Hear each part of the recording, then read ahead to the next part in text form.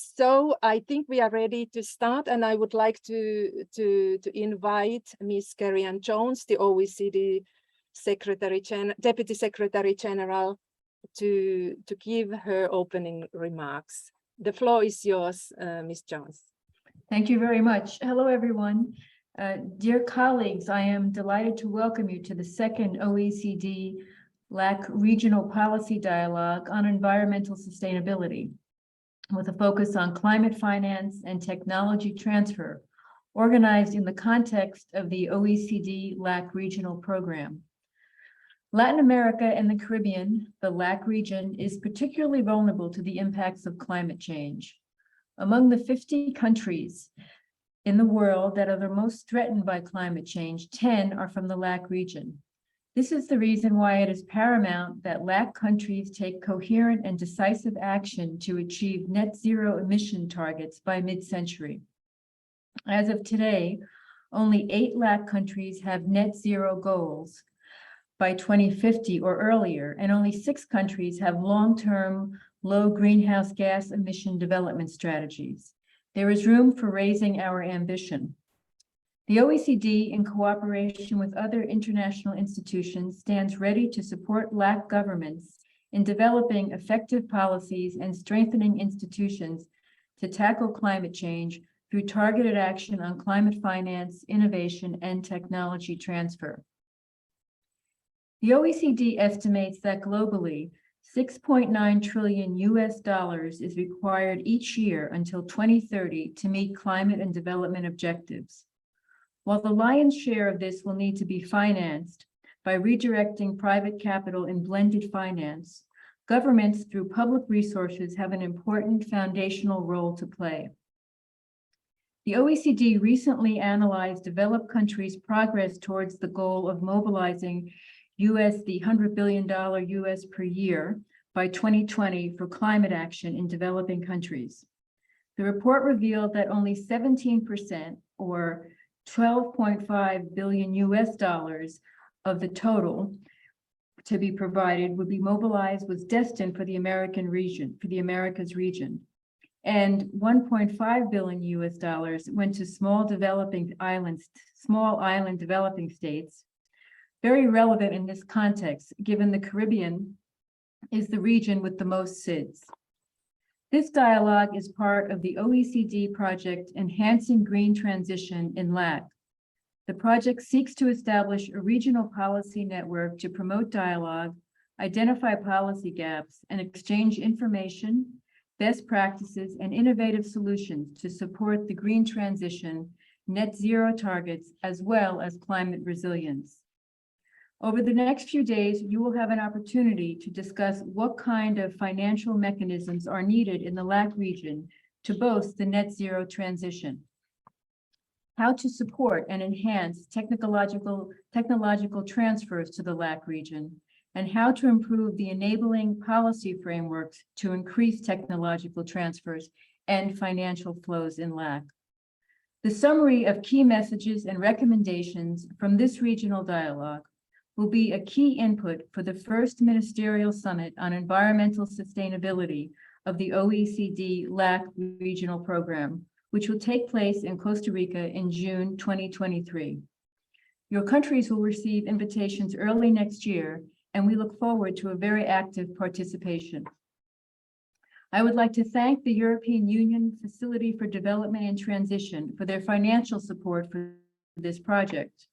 We are looking forward to working with the European Union and its Euro Climate Plus program in cooperation with other multilateral and bilateral partners to support the LAC governments to achieve climate neutrality and resilience.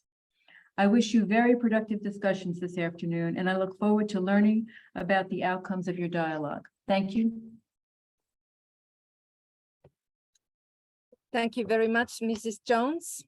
And I have pleasure now to give the floor to Mrs. Gloria Alonso, Deputy Ambassador, Chargée d'Affaires in the Permanent Mission of Colombia to OECD. Ms. Alonso is the co-chair of the OECD LAC Regional Program. The floor is yours, Mrs. Alonso. Thank you very much, Asia, and good afternoon, everyone. Rodolfo, it's a pleasure to see you in the screen now. Good afternoon, this is Deputy Secretary General, Dear Kerian. Thank you for joining us, and all of you that are connected right now, even from the OECD. I can see most of the team also at the Development Center and the LAC regional program. So thank you very much for joining. I am really glad to open this session, and of course this is a really important topic. This LAC regional program policy dialogue on environmental sustainabilities that focus on enhancing climate finance and promoting technological transfers is a really key issue for all of our region. So now I'm going to switch into Spanish since this is an event for all the Latin American region, and I know there is a simultaneous translation. So gracias por unirse. Thank you very much for joining to this event. As we have explained, this is an event that is going to be a 3-day event. We are going to have 3 hours a day. Today, we are going to speak about the policies and the instruments that have to do with climate change. We are going to talk also tomorrow about financing, funding, and then we are going to talk about technological transfers and everything that has to do with environmental sustainability. I would like to tell all those that are not aware of this that the regional dialogue is framed in the Latin American program of the OECD, and this program was created in 2016 precisely because there was a need to enhance the participation of the Latin American countries in this agenda of the OECD. So the program is supporting the region precisely in this agenda in order to support the policymakers, the public policymakers, and of course to enhance dialogue around the topics that we are interested in. That's precisely one of the axes that we are going to talk about.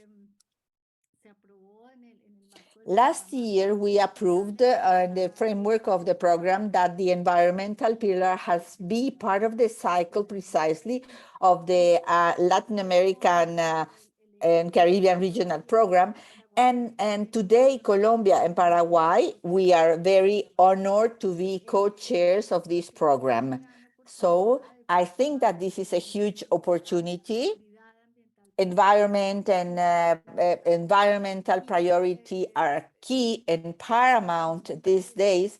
And personally, I insist on the fact that we need to have into consideration an environmental pillar in the development of the regions in order precisely to achieve synergy on what today is one of the highest weaknesses of Latin America, which are the 3 pillars, governance, etc., and they are aligned and should be in some way aligned.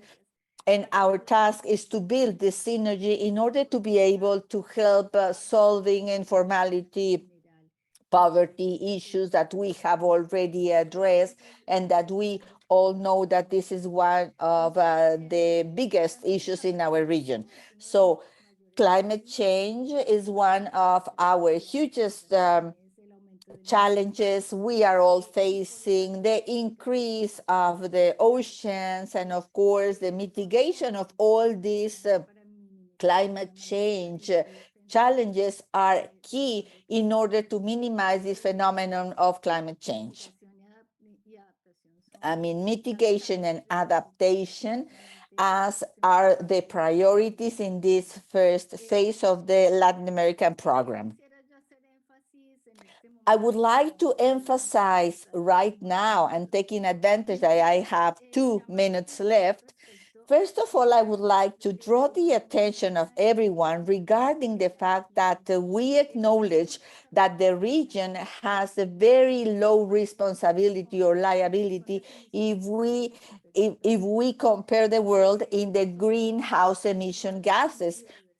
I think that we are a very biodiverse region. Colombia and Costa Rica are in the first places, for example, of our biodiversity. And we have also posed very strong targets regarding emissions. So all this is to tell you that given the fact that we have huge responsibility, but we are part of those great efforts in order to direct the efforts towards climate change. And it's very important to do efforts to the financing of this transformation process. And what we require is precisely to look for financing alternatives. I mean, how to find these financing sources for a green transformation, as for example, the CAF has been doing in this region. So this event is also to make this call to all those that are able to cooperate, all those people that are the source or the sources or the providers, and to achieve collectively this target, so that all this capital, all this funding helps us to address the high vulnerability of the systems and that the region that we are suffering all these effects. In Colombia, Colombia has been working precisely on creating a strengthening arena, institutional strengthening, to make more attractive our region towards green capital resources, as we call it typically. We already have a green taxonomy. I mean, we have identified the economic activities and the assets that could contribute to achieve these environmental goals, and that are precisely abiding by the policies that are laid down by all the governments. So we are starting to build this route map, and we would like to share the good experiences and the successful cases that we already have in our countries in order to achieve that all this flow of information is around of the results of how to attract sources of financing in order to make more efficient this green transformation. So Colombia has done two things. One, or the first one, as I told you, is green taxonomy.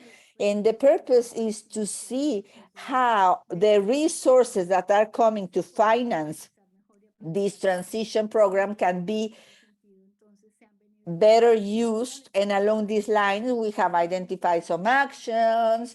We have identified some sectors that are related to this, all these targets, and we can channel all the resources in this objective. And Colombia has also issued a very important regulation around financial innovation, quote unquote, as we call it, the emission of theme bonds and the emission of green bonds that have been also very present in the agenda of our financial department of the finance ministry, in order to channel the resources in a very efficient manner.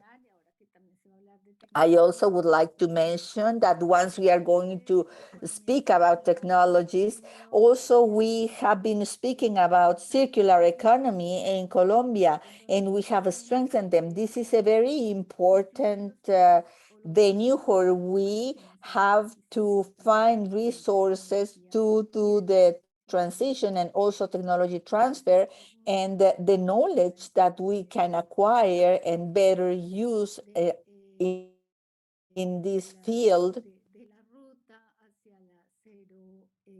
of the route towards net zero or to reduce carbon emissions. So the environmental agenda has been very relevant in Latin America. Nevertheless, we need concrete actions, innovative solutions in order to help the countries in the region and to drive them towards achieving these economies that are carbon neutral or carbon or zero, net zero. That's why we are very happy to be a part of this 3-day event and work that where we are trying to achieve the financial resources precisely to fund initiatives and projects that drive our economies to develop this green agenda, where we are trying to achieve to meet our goals, to reduce unemployment, to reduce the index of informality, to increase innovation. So along these lines, we would like to progress in these strategies and in development. So thank you very much for your invitation. I wish you the best of success.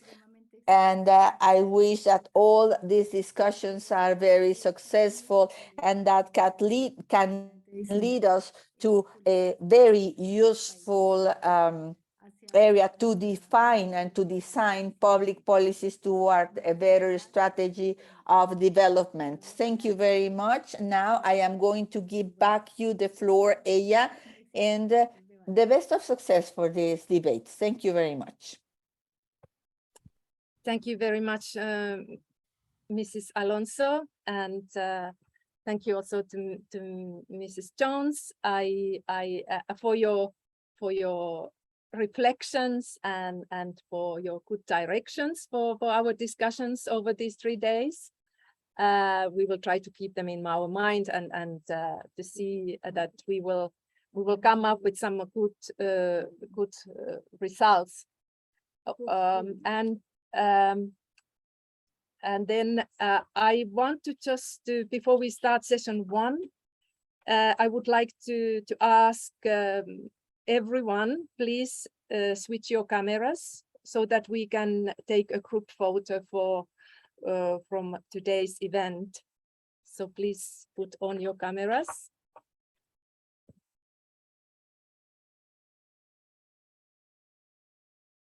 And I will ask the secretariat then to tell us when the photo is taken.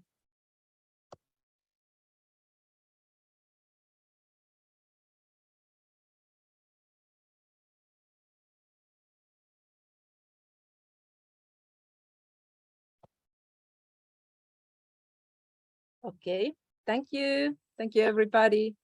I think we are ready now to start the session 1, and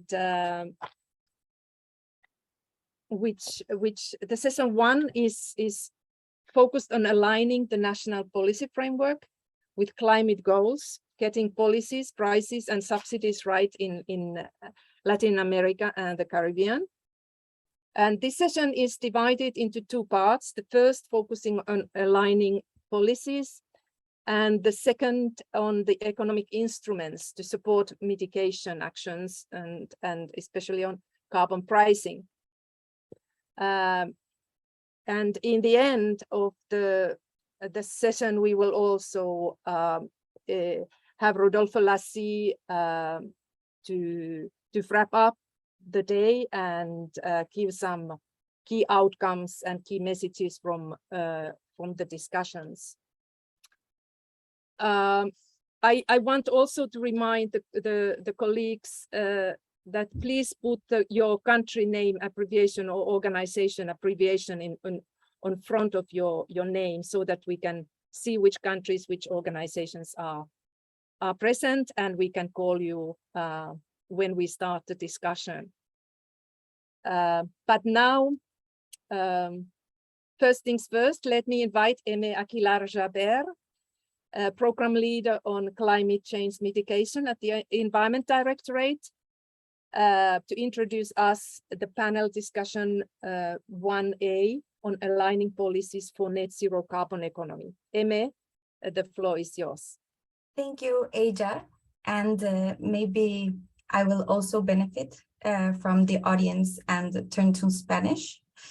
Así que voy a hablar en español. Y, So I am going to speak Spanish.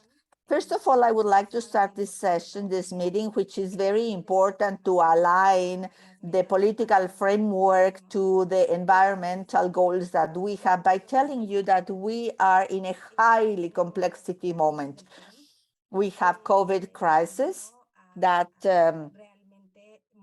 really showed us the lack of resilience and the need to progress towards more resilient systems for our economies and our society. We also have the environmental crisis that has crises like biodiversity and climate change, and we also have energy crisis that now with the war in the Ukraine, is also showing us that our systems are not resilient enough.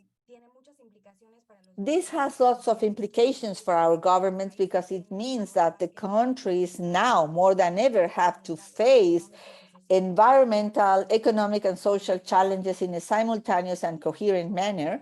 And as Ms. Gloria Alonso has mentioned, all these in a context of Latin America, where one of the priorities that we need to continue facing is to reduce inequalities. All this is a very complex situation, and we are in the need of public policies, frameworks that are well aligned. One of the activities that we have done in the OECD is to assess the different recovery measures, the economic recovery measures, and what we have found out is that there is a need to align in a better way all the efforts and the distribution of resources towards our environmental goals. On the other hand, we need better synergy between the adaptation and mitigation policies because we need to do both things in a simultaneous manner. When we speak about alignment, we also have to take into consideration that we have a series of activities, and the OECD has been there to talk about different things in different areas that we have, and also in the environmental area, we are touching all these topics, which is to align financial flows, commerce or marketing policies, also the fiscal framework, the infrastructure development. As we have heard, there is this movement toward finding a way to have a better taxonomy to distribute resources, and of course, innovation. Now, part of what we are trying to do also is to design policies and frameworks and decision-making frameworks that are more systemic, that lead us to rethink our systems and not only to decarbonize them, because we know that in reality, many times our systems are not being sustainable nor resilient by design, and this drives us to make reflections on the role of technology and to say that a scope that is using only technology to enhance some parts, but it sets aside non-sustainable systems is not going to be efficient. So we also have to reflect on how technology can help us to improve a part of this, but also to make a systemic change and to improve, enhance things like, for example, transportation, urban transportation, city transportation is better organized so that it can work better, and technology has also to serve for this.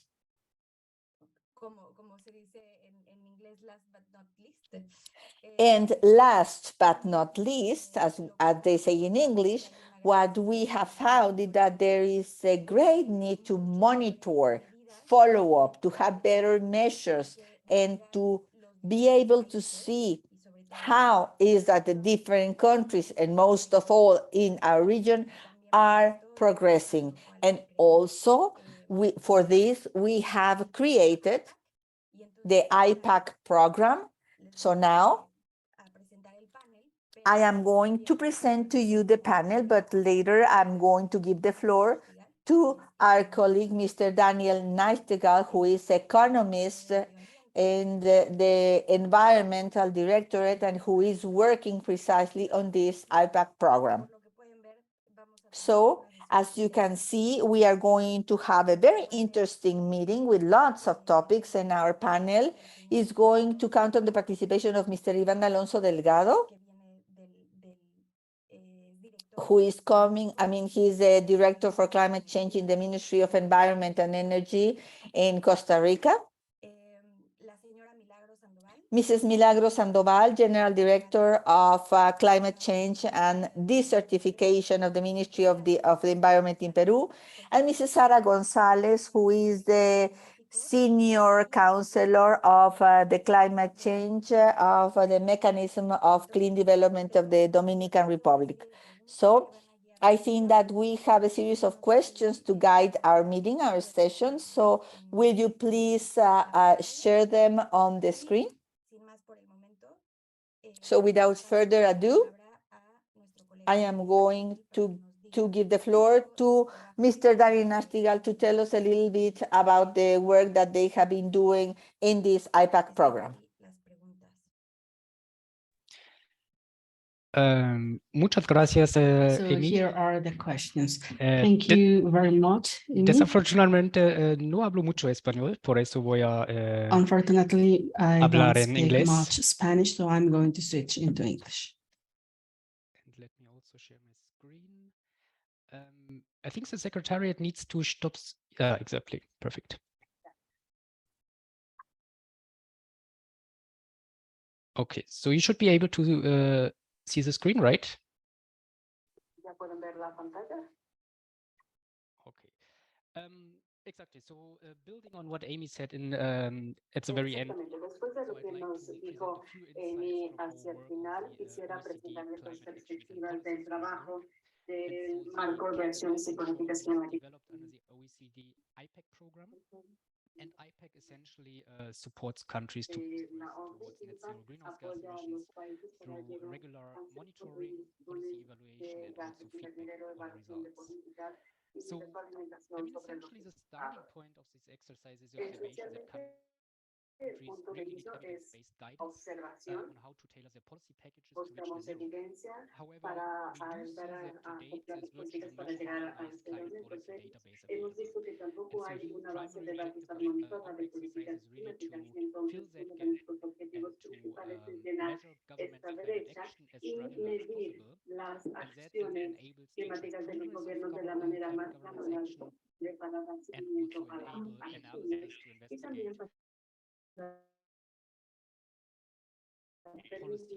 effectiveness. So essentially, which policy mixes work best on which conditions. So the CAPOLEF is essentially the most comprehensive, structured and harmonized database to date. It covers 128 policy angles that are grouped into 56 policies. It covers 52 IPAC countries, so that's OECD countries, G20 countries, and OECD accession countries. So 7 out of which are from Latin American countries. And we cover a time series from 2000 to 2020. So in the future, we also plan to make all data publicly available so that every policymaker, practitioner, or people from academia can use it for their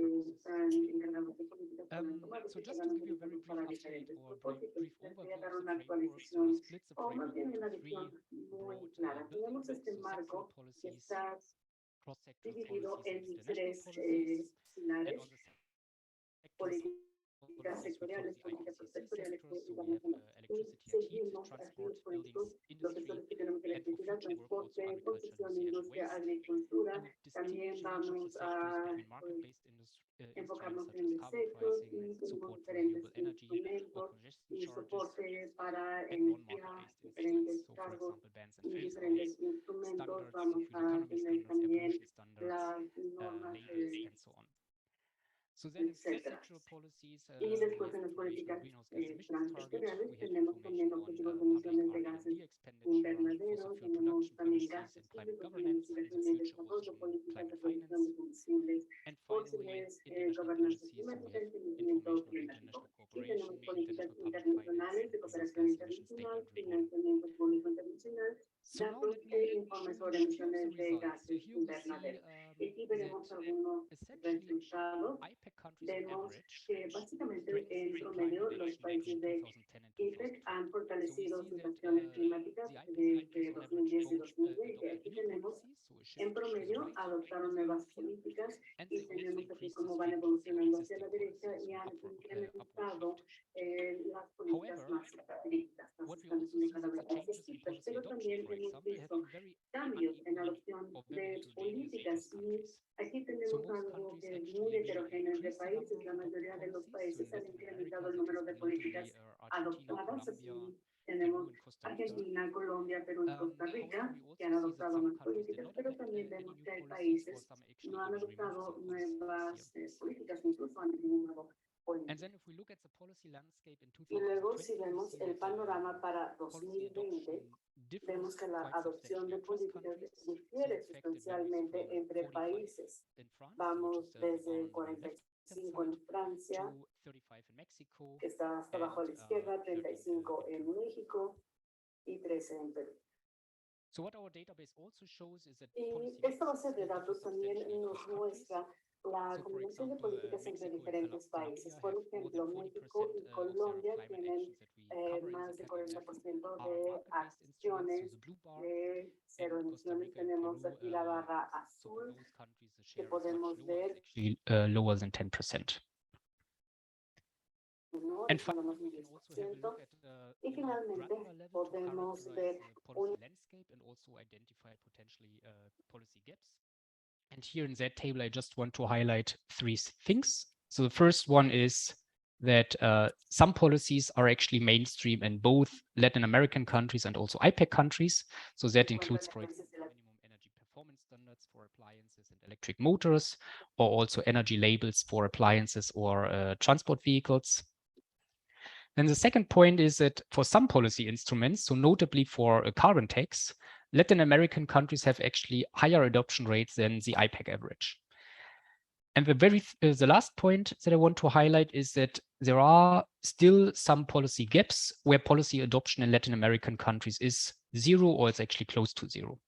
And that includes, for example, emission trading schemes, even though some of them are now under discussion or actually even in the pilot phase, or feed-in tariffs, renewable energy certificates, and congestion charges.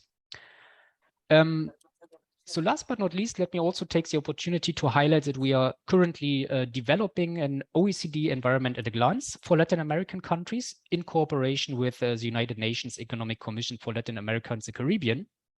And of course, that project is much broader than the climate actions and policies measurement framework. But among others, we are really planning to extend the country coverage of the CAPMF to all other Latin American countries. So with that, thank you very much for your attention, and I'm looking forward to the discussion or answer any question. Thank you. Thank you, Daniel. Muchas gracias por la presentación. Thank you, Daniel, for your presentation. So now let's open the panel with Mr. Iván Alonso Delgado from Costa Rica. Es para usted en este momento. The floor is yours. Gracias, muy buenos días. ¿Me escuchan? Thank you and good morning. Lo escuchamos bien. Excelente. ¿Desean que comparta Great. una presentación? Should I share a presentation? Sí, claro, ¿Posible? si la tienen, sí. Yes, please go ahead. Perfecto. Deme un momentito y ya. A ver, So gracias. just give me a second. ¿Cuánto tiempo tenemos? Perdón, para... 5 minutos. You have Ah, 5 5 minutes. minutos. Sí, Ay, Dios santo. por lo menos Bueno. es lo que dicen mis notas. Okay. Ok. Bueno, voy a hacer ser bastante entonces rápido en el tema. Then I'll try to be brief. I'm already sharing my presentation. Can you see it on screen? No, ya. Nada más la tiene que poner en pantalla completa. Yes, now we can see your screen. Vamos a ver si se logra. Ahora sí. Perfecto. Oh, ¿qué pasó?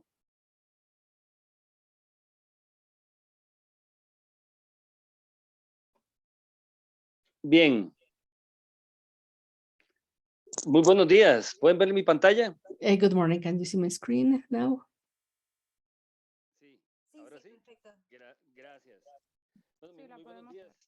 Mi nombre es Iván Alonso Delgado. Thank you. I am Iván Alonso Delgado, Director of Climate Change at the Department of the Environment in Costa Rica. La compañera Amy I really like what our peer Amy said, that we have to rethink the system. She was talking of what else apart from decarbonization, and we have to think of new systems, and you have to think about adaptation and mitigation, and I believe that is key. I live in one of the most vulnerable areas. We are vulnerable to climate events. If you've ever been to Central America, you will know that we are subject to cyclones, hurricanes, droughts, volcanoes, earthquakes. And then you see images like the one on screen, and I realized that we are not just vulnerable, but we are also societies that have solutions, that have answers. I know I have 5 minutes, so I'll go over this quickly. This is just the reality that we live. If look at this, this was a climate event that paralyzed our activities. So let's put on our climate lenses. I would like to emphasize the following. If we wear climate lenses, we can look at our communities, critical services, infrastructure, where they are located, where are we locating hospitals, schools, bridges. Service continuity will help to give people resilience. We live with climate events that are becoming more and more extreme, and service continuity is what gives us resilience before climate adversity that is coming. Climate adversity doesn't care if you are rich, poor, developed, underdeveloped. Look at Europe right now, the critical environmental situation, and look at climate spaces and climate refuge and shelter. Without wearing these lenses, we cannot take step 2, which is making or tailor-made decisions, tailor-made policies.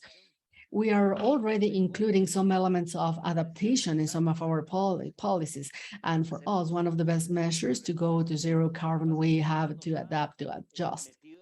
But the world either sends us to mitigation or sends us to adaptation, but you cannot mitigate unless you adapt. So we need instruments such as this we have in Costa Rica, the National Plan of Adaptation, a National Plan of Contribution, and a new decree. This decree has as an objective resilience of infrastructure. But this is not because we need resilient infrastructures, but because service continuity will allow communities to become resilient. Adaptation is the human face of climate change, and there is no public policy that will make sense unless you look at the human face that will be affected. It is essential to look at the human face of climate change and remember that that face is adaptation. That's why we issued this decree for resilience. And for the first time in Costa Rica's history, in the legal framework, infrastructure is all on the same level, gray, green, and blue. They are all on the same level. Gray infrastructure, hospital, gray infrastructure, a bridge, is the same as a wetland, a coral reef, or a mangrove.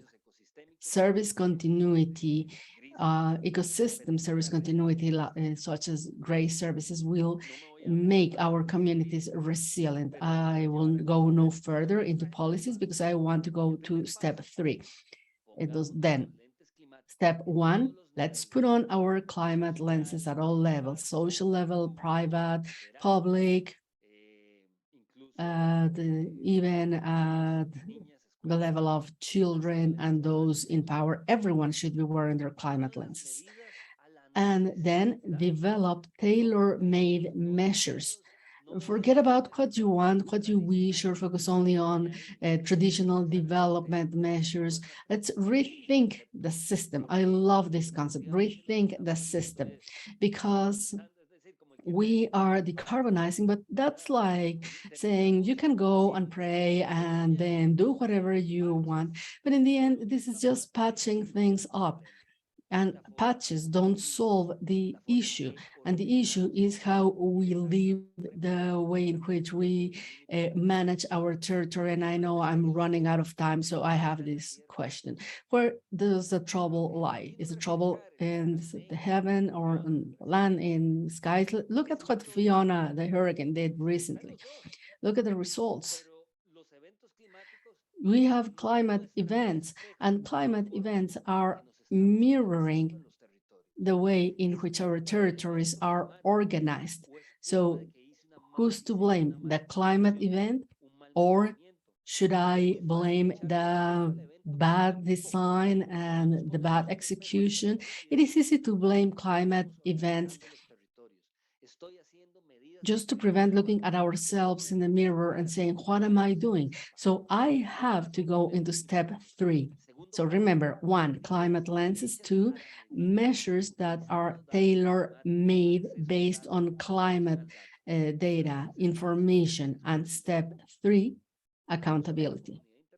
Not just accountability before the international community, but accountability before those who are the most vulnerable and exposed ones. Accountability through transparency, measurable, verifiable, attainable. Before 2020, we were still talking about mitigation. We were still talking about adaptation as 2 different topics. Post-COVID, we realized that we are human, that we are aware that we live in a huge planet. This planet is our home. Differences disappear. We are all living under climate crisis, under crisis emergency, and now we are about of reaching climate collapse. We cannot allow that to happen. And you and I can both make a difference from our home. Since childhood, we can all contribute a little. Central America does not emit that many greenhouse gases, but we want to have good solutions that we can share with you.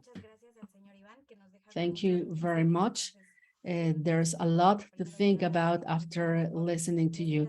Thank you very much. Tailor-made measures, wearing our climate lenses, be accountable, stop patching things up, and focus on how we manage our territories and look at the human face of climate change, which is adaptation. These are all thoughts that I'll carry with me after your presentation. So let's go to the next one. We are going to go to a Q&A session after the panel. So now I give the word to Ms. Milagros Sandoval from Peru. The floor is yours.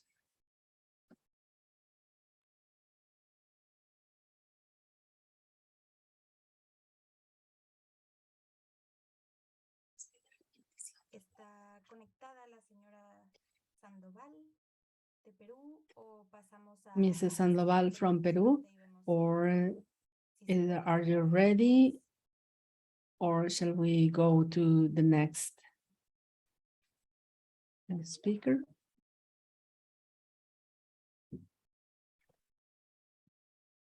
I think she was there. We saw that she had joined. Maybe she has some connection problems, so maybe we can go to the next speaker. Ok, perfecto. Entonces, We can wait. Hope that she will be able to join again. Okay.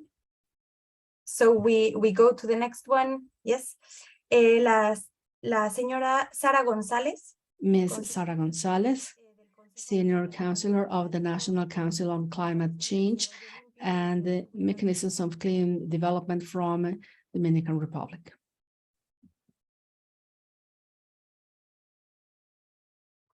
Saludos a todos, ¿cómo están?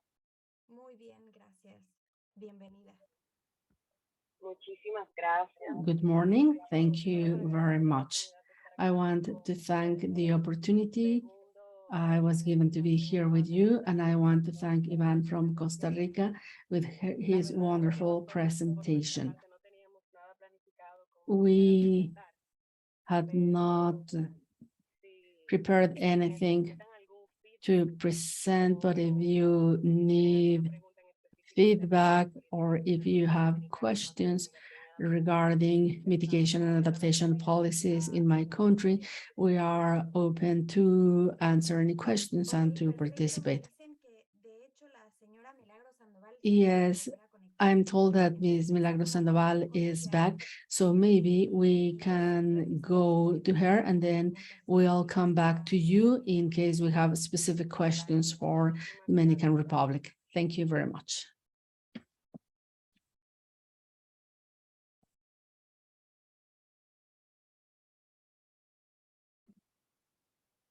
Sí, para la señora Milagros Sandoval, bienvenida.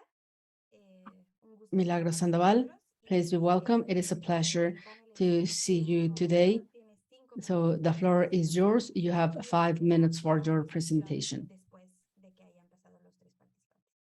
And then we will open the floor for Q&A. Thank you very much. And I'm sorry I had some technical issues.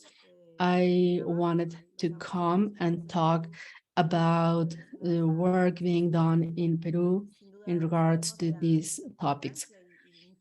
We are all aware of the importance. Thank you very much for the invitation. We know how important it is to take the specific actions in this time. Results show that all countries must work together toward solutions. And I would like to talk about Peru's policies in order to make some contributions in Peru. And this goes all the way to 2030. And this is Peru's climate challenge to work on policies, to work on measures. And this challenge includes 84 adaptation measures and 63 mitigation measures.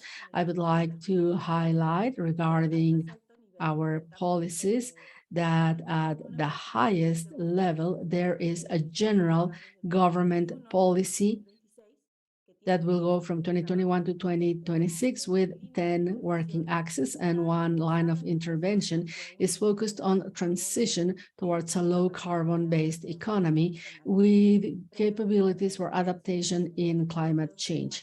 And luckily or possibly in the most vulnerable territories. We also have a productivity and competitiveness policy that will go to 2030. It has different objectives. One of those objectives, 9, is environmental sustainability in economic activities. There is a third policy, which is the National Environment Policy that was passed last year. It goes to 2030, and it includes guidelines for adaptation before climate change and reduction of greenhouse effect gases, among other topics, of course. Lastly, I would like to emphasize the national strategy before climate change. We are undergoing a process of updating this policy. Is focusing on facilitating climate change actions at the national level, at the sub-national level, and local level in the long term to 2050, looking not just at carbon neutrality, which is our goal for 2050, but also to focus on vulnerability issues. In the last years, we have also been building a very robust and strong institutional framework, including the national, subnational, and local levels, and the Department of Environment is the highest authority in these issues. We have a high-level commission for climate change that recommends actions in order to neutralize greenhouse emissions and to implement measures from now to 2050 with certain goals. We have another commission that is working exactly in the update of our environmental policies and looks at all climate change policies. I would also like to talk about this platform for indigenous peoples to face climate change that proposes mitigation and adaptation measures. And finally, I would like to talk about rules and regulations. We have some key instruments to strengthen climate action in the countries. They are undergoing implementation, including the Climate Change Act and its rules and regulations. Last year, we passed the National Plan for Climate Change Adaptation. We are also working on other measures that will help us improve and invest on actions for conservation and sustainable use of ecosystems. There's also a platform, which is Peru's carbon footprint, where public and private organizations report their carbon footprints. And this helps us focus on the private sector, and the private sector can also increase their competitiveness levels. And now we have over 400 organizations already in this platform, and there are some other instruments and some other activities that we are developing. We also made a declaration for climate emergency, calling for different actions to reduce the causes and consequences of climate change through 25 priority actions so that we can attain our goals by the year 2030. Thank you very much. Thank you, Milagros. Thank you very much. You gave us a very good list of measures and mechanisms. And you are talking about working at different government levels, which is essential in order to bring together policies and actions, all focused on common goals and national goals. So if we can bring on screen the questions, we can ask Ms. Sara Victoria from Dominican Republic to begin by answering any of these questions. Yo de hecho tengo una pregunta para Sara. Okay. Sí, claro. Actually, I have a question for Sara, if I may. Yo quería hacerle Good morning, it is a pleasure, and I have a question for you. I am concerned that our countries are developing climate measures, programs, projects without accessing climate data. I'm not just talking about our right to access information, because we all have a right to access information. But my question is, how do you access climate information that can include many variables, and how can then use this information to develop measures? So I wanted to know what Dominican Republic is doing regarding accessing and using climate data to develop measures. Thank you, Ivan. That is an excellent question. And the truth is that the Dominican Republic and other developing countries, other developing regions, need historical data in order to make projections regarding adaptation and other programs. mitigation data are more current because they should be constantly estimated. And depending on the method that you are using for measuring, they can be more or less accurate. Right now, we are using data that have been developed through different projects, worked with international cooperation and international counselors, and we are working on developing systems for data collection and transparent data at a national, with national projects. Right now, we are specifically working on this project, which is a climate risk atlas. And we have also worked with colleagues from Cuba who have a lot of data, historical data, and systems already implemented that help them understand the vulnerability of the Cuban archipelago today. But we must really underscore this area of developing capabilities, because in our region, we are still at a deficit in these regards. And if I can go back to the first question on screen, and I would say that regarding that question, access to information is a challenge, is one of those challenges, and also capabilities for using those data, they are a challenge. And this goes hand in hand with different projects being developed in Latin America and the Caribbean. Ivan well said that we are a region that has many challenges, and we have to bring them to the table. And one big challenge is how to correctly structure programs so that we can access financing and attain zero emission or neutrality objectives. Neutrality includes adaptation. That I'm not using the word carbon neutrality because we are not just talking about that or about zero emissions, but we must also ensure that climate change impact are mitigated.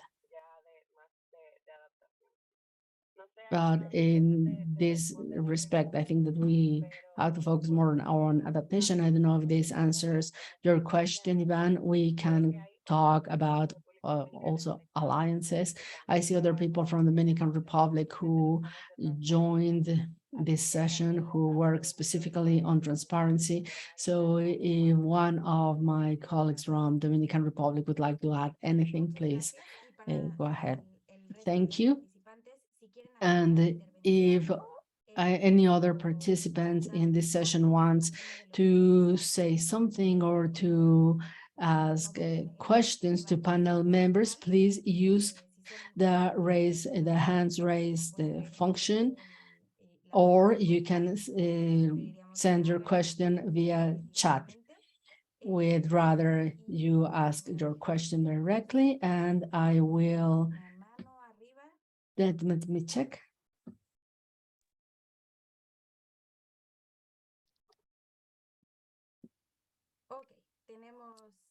Okay, so we have Brazil. Alan Milomens, please.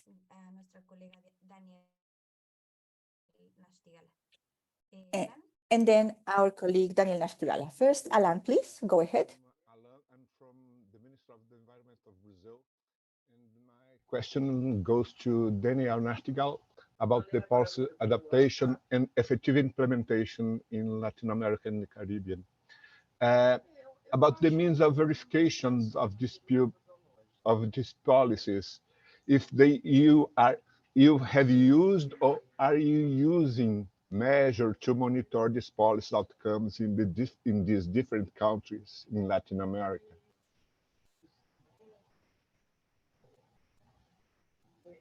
Daniel? Daniel, the floor is yours. Yeah, sure. So maybe let me start with actually why I raised my hand. So on the question of Ivan about climate data. So maybe let me also highlight that in the IPEC program, I mean, the IPAC program is much broader than the climate policies that I was presenting.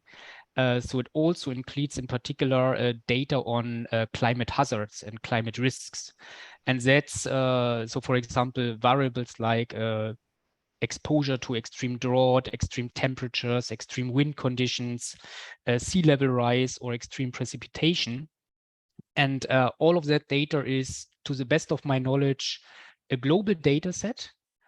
And it can be potentially also used by Latin American countries. And I think it has also the advantage of really going on a subnational level. So that could be something that is really of use for many Latin American countries. And on the question of the Brazilian colleague, so yes, I mean, so at the moment, so what we did essentially is a policy stock take. And we also need to admit that the policy stock take still has some holes and some limitations. And I mean, coming back maybe to what Amy was saying, and also what the colleague from Costa Rica was saying. So one of the limitations is, for example, that subnational policies are not yet sufficiently included. But I mean, that's anyway always a problem to include them. And in a second step, so the future work program in 2023, 2024 could include to link these policies and the database that we have with outcome measures. So to really say, okay, so which policies have been effective, which haven't been effective, and then provide policy guidance. Thank you. Rodolfo Pasi. Rodolfo Pasi.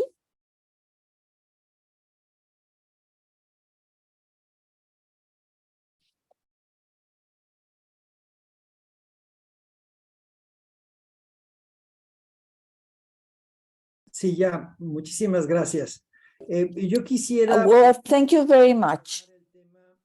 I would like precisely to address the topic of IPAC because this is a platform that was developed by the OECD precisely to follow up all the climate net zero emissions policies of the member countries of the OECD, or countries of the G20, plus other partners that are interested in being aid with these policies and the information that the OECD may provide. Nevertheless, there are three dimensions, to call it so, for information management that in some way you have expressed in the chats and the presentations that you have provided today. There is some information that is coming from the government and that is provided to the data collection systems for the climate change framework as agreement, as well as from the OECD and other mechanisms that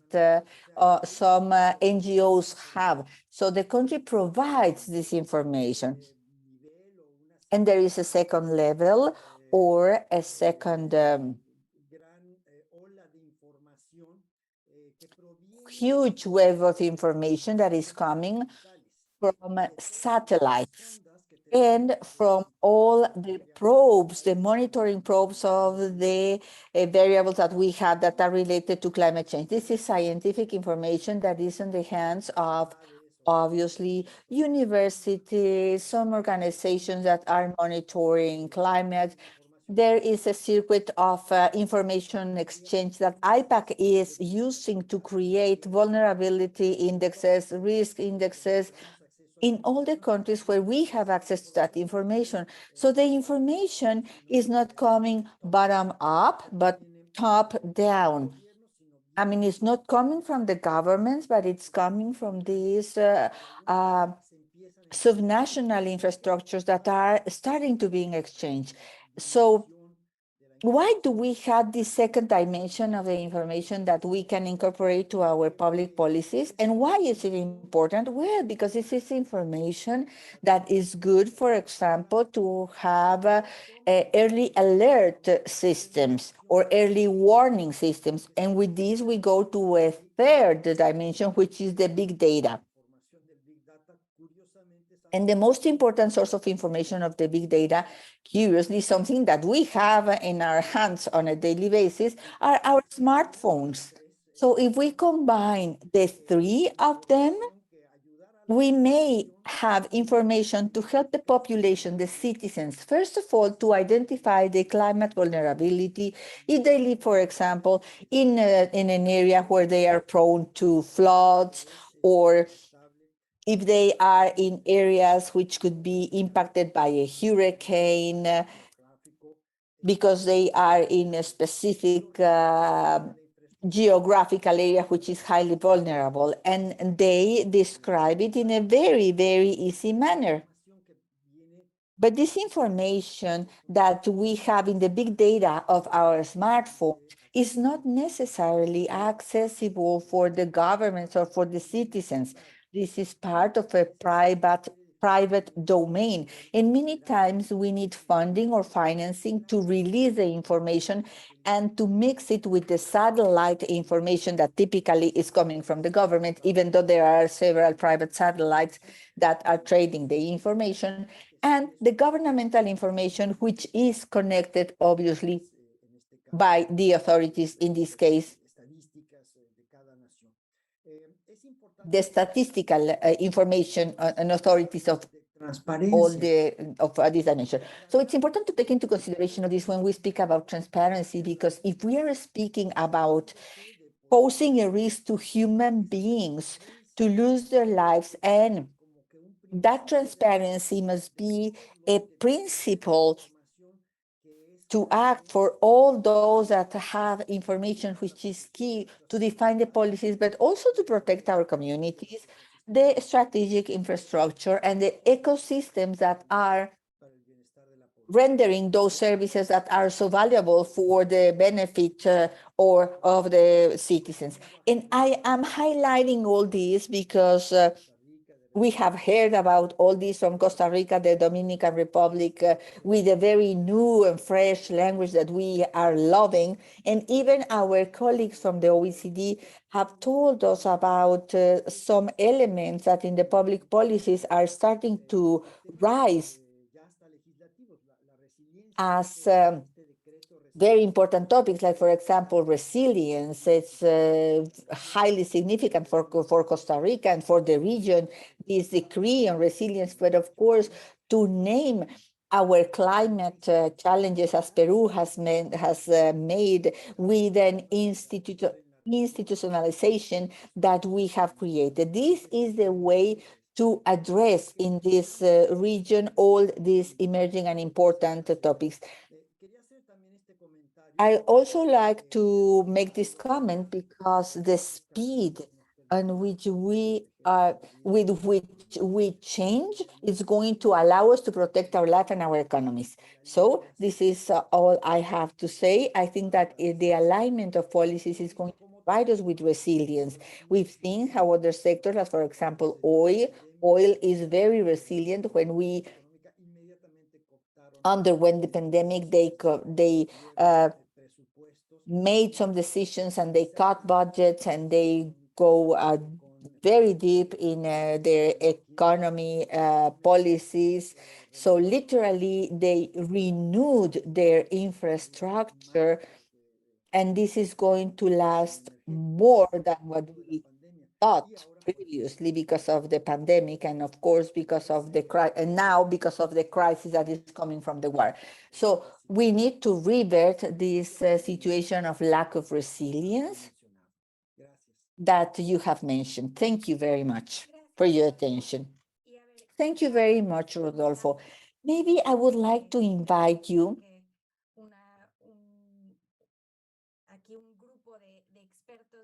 because we have right now a group of experts from different countries, and maybe I would like to go to the third question, because I would be very interested in knowing some examples of policies or actions or programs that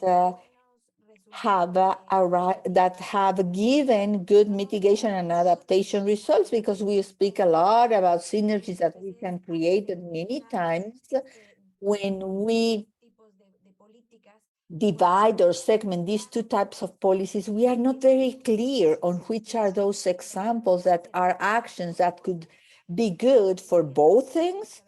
So I would like to know if someone can start sharing in case you have good examples of this.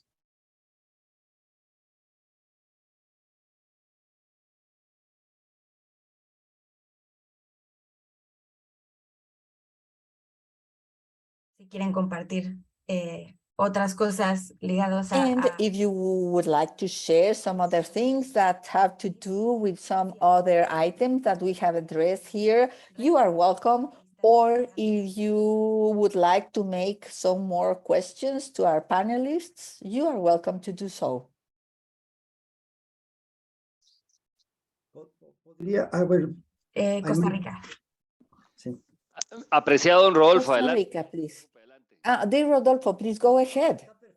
No, it's okay.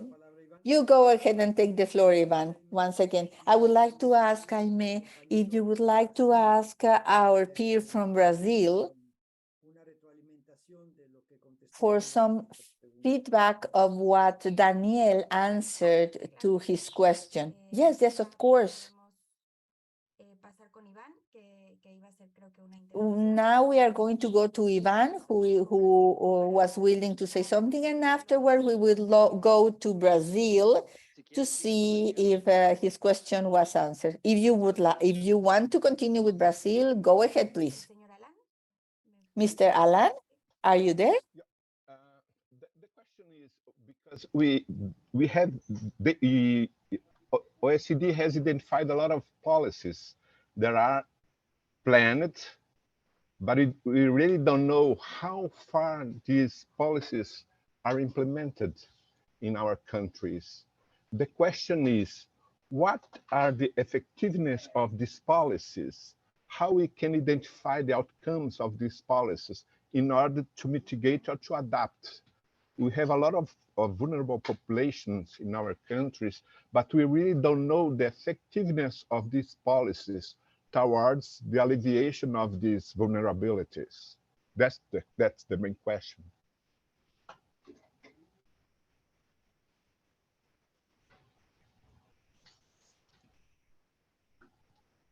Daniel, do you want to answer something around that? Yeah, sure. So yeah, I mean, as I said, so at the beginning, kind of we are still in the first phase where we have the stock take of policies. And yeah, I mean, we understand that some policies might have different effects in different countries, but I mean, everything that is related to effectiveness might be one work stream that we plan for the next biennium for 2023 and 2024. And Okay. I mean, maybe let me also highlight that, I mean, at the moment we have two different metrics of or overarching metrics, which is policy adoption, so the number of policies that have been adopted, and the policy stringency. So the policy stringency essentially follows a statistical process where we have the I mean, we apply some statistical methods to identify the policy stringency based on the data that we have, and only based on the data that we have. And so that does not necessarily mean that very many adopted policies and stringent policies are actually effective. So I think at the moment we really we can only say what are countries doing, and in a second step we might be able to say, is it effective or not? And for example, we might get conclusions that say, okay, so it's maybe more effective to have fewer policies very concentrated on with a high level of stringency, rather than having like a broad set of policies that are relatively less stringent. Or it's the other way around. I mean, that's something that we don't yet know. We have carried out some very preliminary descriptive analysis, and it seems to be indeed that countries with higher number of adopted policies and more stringent policies were better able to reduce emissions, but that's really like the first step. The second point is also, I mean, that's absolutely correct what you mentioned. So I think these how to protect the vulnerable population groups, and how are the policy effects not only on effectiveness but also on distributional impacts, economic effects. I mean, that's definitely also something that needs to be looked at and then evaluated in a more comprehensive or more holistic picture. Thank you. Thanks, Daniel. Y quizá antes de darle la palabra al señor Iván Alonso de Maybe nuevo, before going to Mr. Ivan Alonso, once again, I would like to highlight that in the mitigation team, we are also doing some work that has to do with this analysis of the public policies and of the effectiveness with a more qualitative analysis, but based in the systemic behavior, where what we are trying to do is to go towards 3 steps. The first one has to do with imagining the system that we would need and which are the goals that we would like to attain. The second step is to really understand the system that we have present. And for this, we use different tools, different system dynamics, where we map all the dynamics that are leading us systematically to non-sustainable results in emissions as well as in health and in many other arenas. And this is a starting point for us in order to set out which are the policies that may help us to revert the dynamics that are leading us to the lack of sustainability, and that can help us create a different system structure, which is much more aligned to the goals that we would like to attain. We have applied this in depth to the transportation sector, for example, and we address the public policies that would help us to revert, for example, to depend on the cars or automobiles. And this is what we are starting to do for the residential sector. We also have in the pipeline some other works in the energy sector and also in the food system sector. So, and I would be very happy if you need more information about this, because I can share it with you, because this is another way to classify the policies according to the transformation potential that we have. Now we are going to give the floor to Mr. Ivan. Iván Alonso Delgado, creo que quería... Ivan Alonso Delgado would like to make a comment from Costa Rica. You have the floor.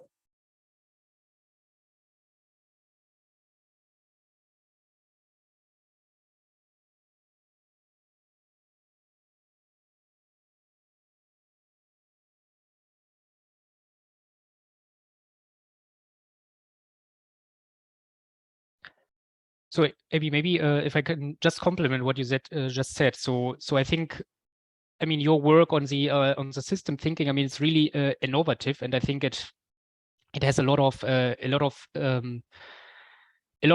super innovative and insightful insights. And that's actually something that we are still struggling in our framework to capture.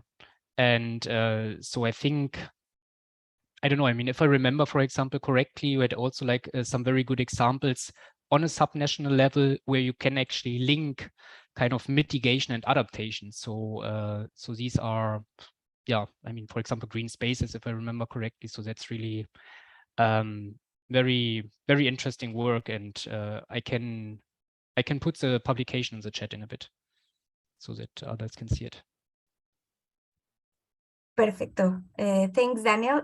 And de hecho, creo que tiene mucho que ver lo que estás diciendo y la In fact, sinergia. I think this has to do a lot with the synergy and with something that Mr. Ivan Alonso was mentioning previously, that has to do on how we organize our territories to link the mitigation and adaptation policies and to create these systemic changes. So without further ado, I am going to give the floor to Mr. Ivan Alonso. Thank you very much. I lost my connection. I'm so sorry. Now I'm back. Well, I would like to make a comment. And it's a very brief comment. Sometimes I see that we link or add up policies, decrees, projects, and we name them mitigation and adaptation, but they are two key words that I never heard about, which is attribution and contribution. The measurement that I'm financing, because it has to do with economic resources, a policy has no sense if it doesn't have financial support. First of all, that measure has to be tailored because maybe our policies are full with numbers. And for example, the adaptation policy, 244 adaptation measures. Are they real for adaptation? Are they using the information for that? That's what Rodolfo is very right when he speaks about transparency. So here we have two keywords. I can assign this measure or this project the contribution to reduce the vulnerability and exposure. I can provide the attribution or the contribution to reduce loss and damage. So what's missing here? We are not missing more policies. What we need is access to information, to data, losses, damages, that access of information and the usage of the climate variables in order to make a measurement tailored to your needs. And that costs a lot to create attribution and contribution that is going to allow us to add up. Another reflection that I have, Mr. Daniel, is that many times we have planification, we have to integrate this climate change variable in the policy that we have. For example, we would like to make in the local governments an adaptation plan, and we say, no, why make them work more on one plan and over the same plan and plan? It's better to link this variable of climate change in the planification that they already have to do by law. So why don't you use these lenses of climate change? Use the application and be transparent to say that what you are really financing is going to allow you to reduce losses, damages, as Mr. Rodolfo was mentioning, if it's efficient and effective regarding the outcomes. I insist that the key is in the human face. It's not about climate smart agriculture, but better technologies. It's not a shielded infrastructure or a resilient infrastructure. We need a continuity of this service because the continuity of the service is going to allow to strengthen people before an adversity. So that was my comment. Thank you very much. Thank you very much. Now we have Mr. Andres Cortés from Colombia, and then Cynthia Cordova.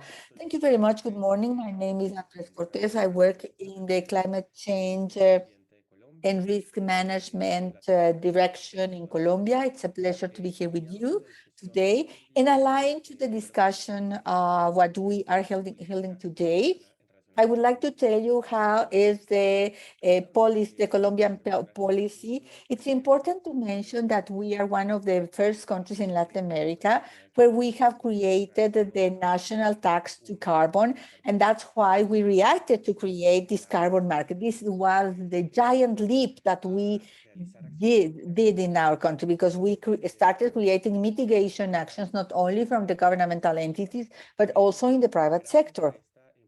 In fact, thanks to this and to our national policy and the climate action law, et cetera, we have created a program, which is a program that we are working today, which is a carbon neutral strategy in Colombia.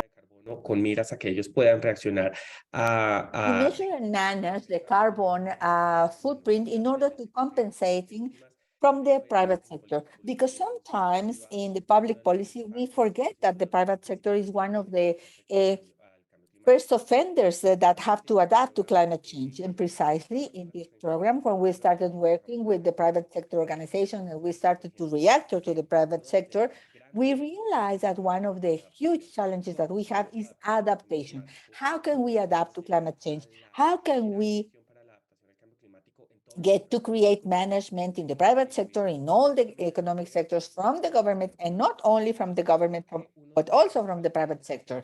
So one of the main challenges that we have as a region is to start speaking of adaptation and maybe to create an economic mechanism. In Colombia, we are exploring one tax where some organizations of the private sector can create adaptation works in order to deduct taxes, but we also have to look to other economic instruments that can make easier this adaptation to economic change. That's why the Article 6 of the Paris Agreement is vital for us in the region in how we are going to start funding these mitigation actions. So I think this is something that we can discuss as a region, and I would like to set it on the table so that we can discuss about it. Thank you very much. Thank you very much, Andres. Let's go with Cynthia Cordova. And in fact, we are just about to finish after this intervention, our meeting. Hello, how are you? My name is Cynthia Cordova from Costa Rica. I'm the coordinator of environment in the Ministry of Environment. I have several considerations based on what Ivan has mentioned. I think that one of the main challenges and misadjustments of our policies is the lack of vision of the B2C benefit, cost benefit in the policies. Many times we set on the table some ideas, but as Ivan was mentioning, maybe the economic content, how are we going to do it, where are we going to obtain resources, etc. That's not clear. And this is very important. Where we make public policies, we need to know where are the resources coming from, who is going to intervene, and of course, to meet the 17th objective of the ODS, the participation not only of different stakeholders of the society, but they need to feel committed and empowered, and that they are able to know that it's going to impact their productive sector. They are going to have the very clear guidelines in order to follow up or to coach them so that they can fight contamination or emissions that they are giving to the environment, but not in a gradual manner, and not from night to day. They need to have this facility to do adjustment step by step. We need to have this cost benefit vision, and also to see who are we going to impact in the regulatory analysis impact, and to have the priorities in our countries, that's to be clear on the priorities in order to give the proper importance to them. Thank you very much. Thank you very much, Cynthia. And I think that now we are able to close our meeting. We are just in time. Undoubtedly, there are lots of topics that are coming from this dialogue and that the OECD, our peers and Daniel are going to take into consideration to continue developing our job. Thank you very much. Thank you very much, Aimee, for your moderation, and also thank you very much for the panelists. I think that it was very good to have you around to exchange your experiences, and we know it's very busy time just before COP27, so we really appreciate your time, and Mr. Alonso, Mrs. Sandoval, and Ms. Gonzalez. So thank you very much. We suggest to make a short coffee, tea, or water break, 15 minutes, and I suggest that we come back 16:45 in Paris time. And we continue on very interesting topic of carbon pricing. And so I hope that those 63 participants who are now online don't leave, but come back to discuss and to hear what we have to present on that topic. So see you in 15 minutes.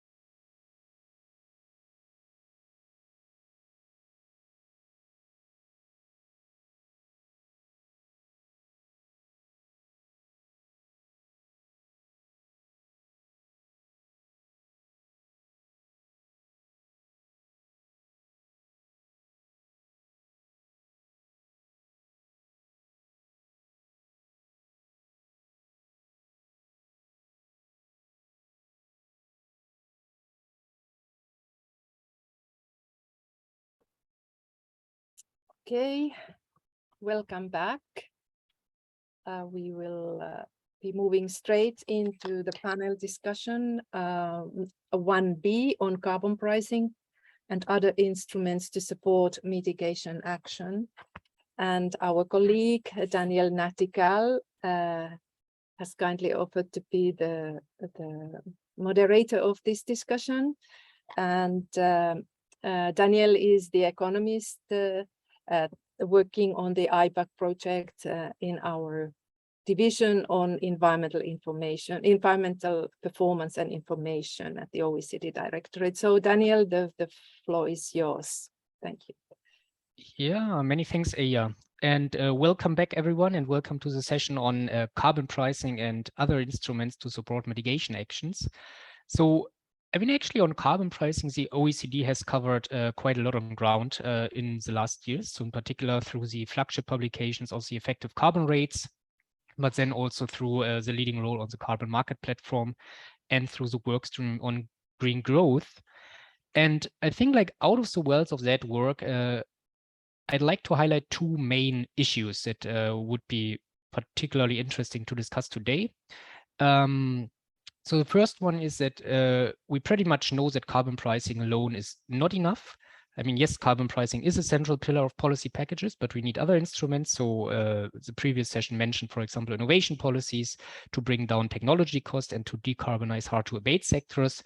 But then the question is really, so first of all, which other instruments are needed to transition to net zero, and how do these instruments actually interact with carbon pricing? So in a way, to answer the question, so how can we actually perhaps even use these instruments to make carbon pricing more effective and socially acceptable? And that the socially acceptable brings me actually to the second big issue that we might discuss today in the next 60 minutes. So we actually see that governments around the world are really struggling to implement or to increase carbon pricing. And I think like a recent OECD survey from the economics department suggests that carbon pricing is really like a very, very unpopular tool in virtually all economies. So it would be actually helpful to learn more about the political challenges that countries have been or are facing at the moment when they want to increase or implement carbon pricing and how to overcome them. And similarly, it would be also helpful to learn about the challenges that are associated with removing fossil fuel subsidies, so that put like a negative price on carbon and which are actually still substantial in most or in many countries at least. And finally, so both I think carbon pricing and reforming fossil fuel subsidies is probably particularly difficult under the current conditions. So where we observe sluggish economic conditions, high energy prices, and high inflation rates. So I think it would be also interesting to hear from countries and from the OECD colleagues, so which options are on the table to move forward on carbon pricing, nevertheless, despite the current conditions. So with that, I hope that this session really will shed some light on the 2 points and maybe also beyond. So we have a very interesting panel with us. We have Mr. Rodrigo Arriagada from Chile and Mr. Raul Delgado from the Inter-American Development Bank. But before opening the floor to our panelists, I'd like to hand over to my colleague Jonas Teusch. He's an economist on tax and environment at the OECD Center for Tax and Center for Tax and Administration, and he will present us with some key findings on carbon pricing. So Jonas, the floor is yours, please. Thank you, Daniel. Could I ask the Secretariat to put up my slides? Yes, you mentioned already that carbon pricing isn't particularly popular, so I was very positively surprised. I was re-invited to the second roundtable after speaking about carbon pricing already at the last one. So thanks for welcoming me back. Yeah, I won't torture you with my broken Spanish, so I will rely on the interpreters to make me sound like a native speaker. Next slide, please. So I think that's the last one. Could we go to the first slide? Okay. Yes, maybe just briefly to recap, what's actually the role for carbon pricing, and Daniel already mentioned a lot of advanced questions, but just to briefly explain. And the first row here shows you essentially some of the benefits that carbon pricing brings in terms of reducing emissions directly. Right? Of course, contributes to climate action because it can reduce emissions. The way it does that is, among other things, by steering investments into cleaner assets, by making cleaner technologies, cleaner choices more profitable. Now, that's one angle, but there are also co-benefits, not only about reducing emissions. For instance, if you look at Sustainable Development Goal 3, good health and well-being, well, carbon pricing helps there too, because it reduces fossil fuel use, and fossil fuel use comes with local air pollution, and so that's an important co-benefit. That's of course not unique to carbon pricing, right? You could also use other tools, regulations to reduce fossil fuel use. What is unique to carbon pricing is that you raise revenues in the process. And that's also the case if you reform fossil fuel subsidies. You raise revenues and you can redeploy these revenues to reduce inequalities, for instance. So you can actually, people often say carbon pricing is regressive, it hurts the poor, but that's a choice. You have revenues, you can use them to make a pro-poor policy. Maybe a last point in this, I think next to something my Colombian colleague said earlier, of course, carbon pricing helps you to also increase private finance, right? It puts the conditions in place that makes it more profitable to invest in clean projects. And there's one thing particularly relevant, I think, in the Latin American context is voluntary carbon markets. They can actually provide additional revenue stream to clean project developers, and these could even come from abroad. So it's a very interesting tool. Next slide, please. Now, we have a new OECD report coming out shortly in November, and I'm already sharing some results here with you. That brings together two long-standing OECD publication series for those of us, you following us more for a longer time, taxing energy use and effective carbon rates, and now we cover all greenhouse gas emissions. And we also cover 71 countries for the first time, including 14 countries in the LAC region. And what we do there is we estimate first positive carbon prices, of course, from carbon taxes, from emissions trading systems, but also look at fuel excess taxes, which are economically similar and are very, very common, much more common than explicit carbon prices. And for the first time, we also integrate negative carbon prices. We actually collaborate also with colleagues across the house to integrate these measures, which you may, as you may know, are often to be found in the OECD inventory of fossil fuel support. What we don't cover yet here, and that's an important point, I think, in the LAC context, are voluntary carbon markets. So that's an important priority. But it's otherwise a very comprehensive stock take of carbon pricing policies. Next slide, please.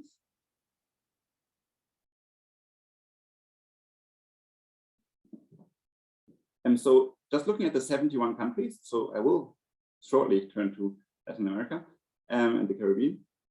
We looked at what has changed between 2018 and last year. And the biggest change is when we look at coverage of emissions trading systems. So back in 2018, only 10% of global GHG emissions were covered, and now it's 19%. That's a massive increase. What drives this increase is the introduction of the Chinese ETS in the power sector, simply because China is such a large power sector. A lot of coal-fired emissions. We see much less change for other tools. There have been some smaller developments as well. For instance, South Africa introduced a carbon tax, but the big change really is the Chinese ETS and also some other ETS, for instance, in Germany and also in Canada. And what's unique about our approach is that we really systematically look at the interactions between these instruments. Yeah, because countries price carbon in different ways, and we really account for this and look at these interactions. So if you include all of these things, first you sum up the positive carbon prices, then you deduct the negative carbon prices, and you look at what share of global emissions, so here 71 countries, but that's almost global emissions, what share of these is covered by a net positive carbon price. That's now up to almost 41%. So there is some progress, and that's positive. Next slide. Here comes the but, of course, but many of the world's largest emitters still continue to have relatively low carbon prices. Here, the size of the rectangle in this tile chart shows you the emissions, and the color shows you the carbon price, and the darker the color, the higher the carbon price. Look at the largest emitters. Well, they have relatively low carbon prices. That, of course, to some extent, may reflect differences in ambition, but importantly, it may also reflect differences in approaches. policy approaches differ. Not every country emphasizes carbon pricing in their climate mitigation strategy. And maybe to highlight here, the United States, and they have a big new package proposed, the Inflation Reduction Act, where there's a lot of measures in there that will reduce emissions, but these take the form of technology support. In particular, a lot of them are tax incentives. And so that's an important thing to notice here. And we are working very hard, of course, to in the future also make these different policy instruments comparable. As you may imagine, that's very hard to do, but it's incredibly important to do to avoid that different approaches lead to misunderstandings between countries. Next slide. Finally, we are in the LAC region. So I pulled out here just the net effective carbon rate, so the sum of carbon taxes, ETS permit prices, fuel taxes, net of these subsidies, and you see quite a lot of diversity here too. So all countries have some experience with carbon pricing in different forms, but actually the highest net ECR is in Costa Rica. They don't have a carbon tax, it's actually driven by the fuel excise tax. It's important, I think, as a message, even countries that don't have a carbon tax yet in place or don't have emissions trading system in place yet, they still already have tools that are similar and that could be reformed to price carbon. There's also experience in Latin America with fossil fuel subsidy reform, in Ecuador, for instance. It's also something you can draw on because fundamentally, and then we mentioned, we have similar issues. So when you increase carbon prices, when you phase out subsidies, you need to think of how to compensate the vulnerable, how to avoid that vulnerable groups are hurt, and also how to avoid, for instance, that eventually industry is worried by carbon by competitiveness issues. Next slide. This is already my last slide. I was asked to be brief. I think it's really important to highlight this because, of course, we are in a very special situation right now, and we're in an energy crisis. Energy prices are very high, and countries understandably try to support vulnerable groups. Not always is the support targeted. So one thing, it's very important that countries target the support to those who need it, and also ideally not to provide price support. Because if you reduce the energy prices, you fundamentally you mute incentives for energy savings for switching. So if you can, try to do it differently. Try to, for instance, use other transfer systems, such as some countries can use vouchers, others have other social benefit systems in place. So if you can, try to avoid this form of price support. And generally, it's very important also to target those who really need the support. Otherwise, it gets very expensive, and fundamentally, you may still also somewhat drive up prices. That's not only important from a domestic fiscal perspective, also globally. The very advanced countries don't target their support, and we will drive up global energy prices further, and that makes it even harder for countries that don't have the fiscal space to provide the support to protect vulnerable groups and industries. I think I'll stop here and give the floor back to Daniel. All right. Many thanks, Jonas, for being brief and for the excellent presentation. So, yeah, I think there's a lot of food for thought. In particular, I think you cannot stop emphasizing the co-benefits of carbon pricing and also the revenue raising potential that could be channeled to supporting vulnerable households, but also invest in infrastructure to support other SDGs. So I think that's probably really key for many countries. I think we have also like an interesting discussion about the policy approach. So kind of this US policy approach that does not necessarily rely on carbon price versus a European or policy approaches in other countries that pretty heavily rely on carbon pricing. And it's also interesting to see that actually many Latin American countries are or have implemented carbon pricing, and actually in the last chart, or the last but one chart that you showed, to a quite substantial level, even though that's probably still not enough to reach net zero targets, but it's still kind of a good starting point. So without further delay, I would like to call, so the Secretariat is actually our first speaker already there. It's Rodrigo Arriagada from Chile. If not, maybe we start with the second panelist. So let me invite Mr. Raúl Delgado from the He is a climate change and NDC investment lead specialist from the Inter-American Development Bank. And Mr. Delgado, the floor is yours. Thank you. Muchas gracias, Daniel. Excelente presentación. Thank you very much, Daniel. Jonas, it was a great presentation. It is a pleasure to be here today. The first topic I would like to address is in line with what Jonas was mentioning. The Latin American region has an unequal language when it comes to carbon pricing. First, because many new MVCs in the region talk about carbon markets and or to give tax incentives for the development of new green technologies. But other countries in the region have high subsidies for fossil fuels. In 2018, fossil fuel subsidies were 1.1% of the GDP in the region. That is about $60 billion a year subsidized in the region.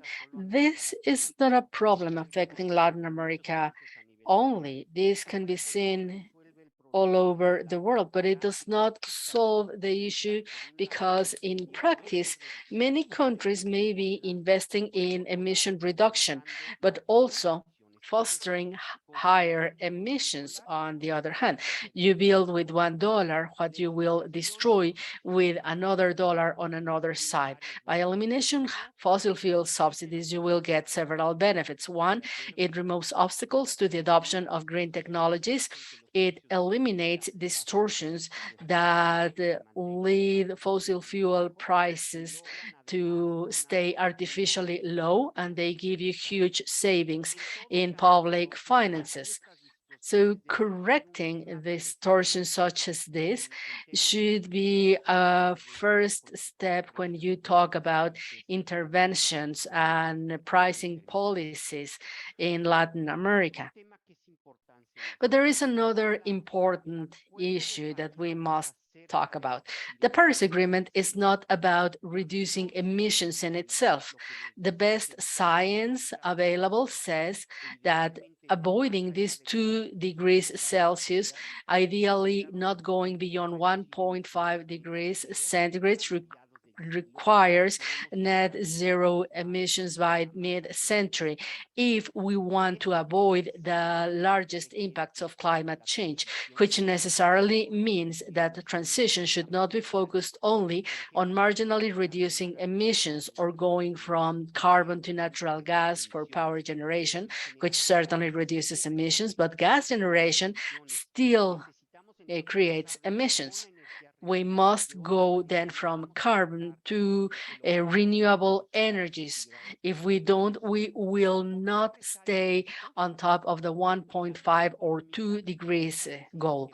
That's because the theories say that carbon taxes, carbon prices should be an effective tool for reducing emissions. But when we look now, empirical evidence shows that carbon pricing mechanisms used around the world have allowed the reduction of emissions, but marginally only. I mean, they have not had an impact on investments that are consistent with the transition to zero net emissions.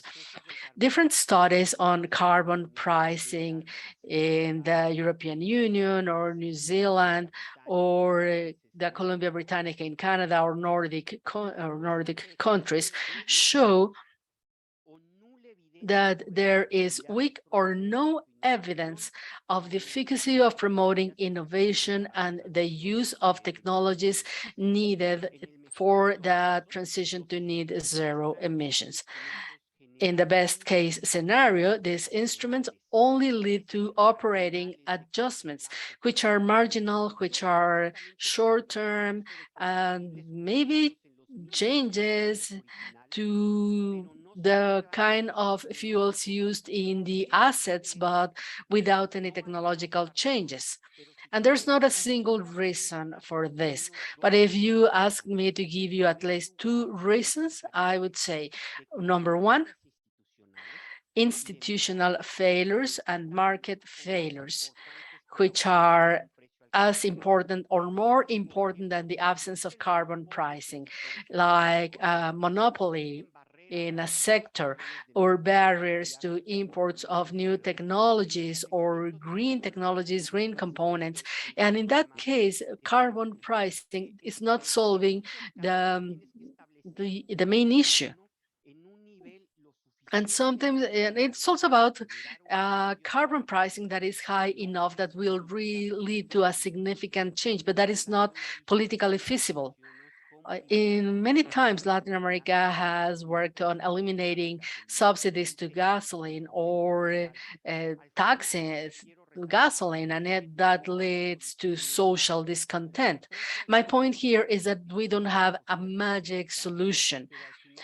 In certain circumstances, carbon pricing cannot do anything. The point is that governments need to apply a wide diversity of interventions to go into an economy with zero net emissions. It's been said you need more comprehensive interventions that will impact the different barriers, and not all barriers are related to pricing. If countries want to eliminate subsidies or work with carbon pricing, they need to consider these challenges. And international recommendations highlight the need of comprehensive, wide actions, having an impact on the regulatory framework of the sectors, establishing sustainable infrastructure standards for all buildings and equipment, eliminate barriers that are stopping the growth of renewable energies, although their price is competitive, like power generation monopolies. More research and development are needed in technologies in sectors hard to decarbonize, like the cement sector. And these are things that were already mentioned in the first panel. You need good practices to give visibility to the development of pricing. And something that is important to mention, and it's been mentioned by you, Daniel, is, and I think Jonas mentioned it too. And the point here is that if you want to eliminate subsidies, you need to act at the right time.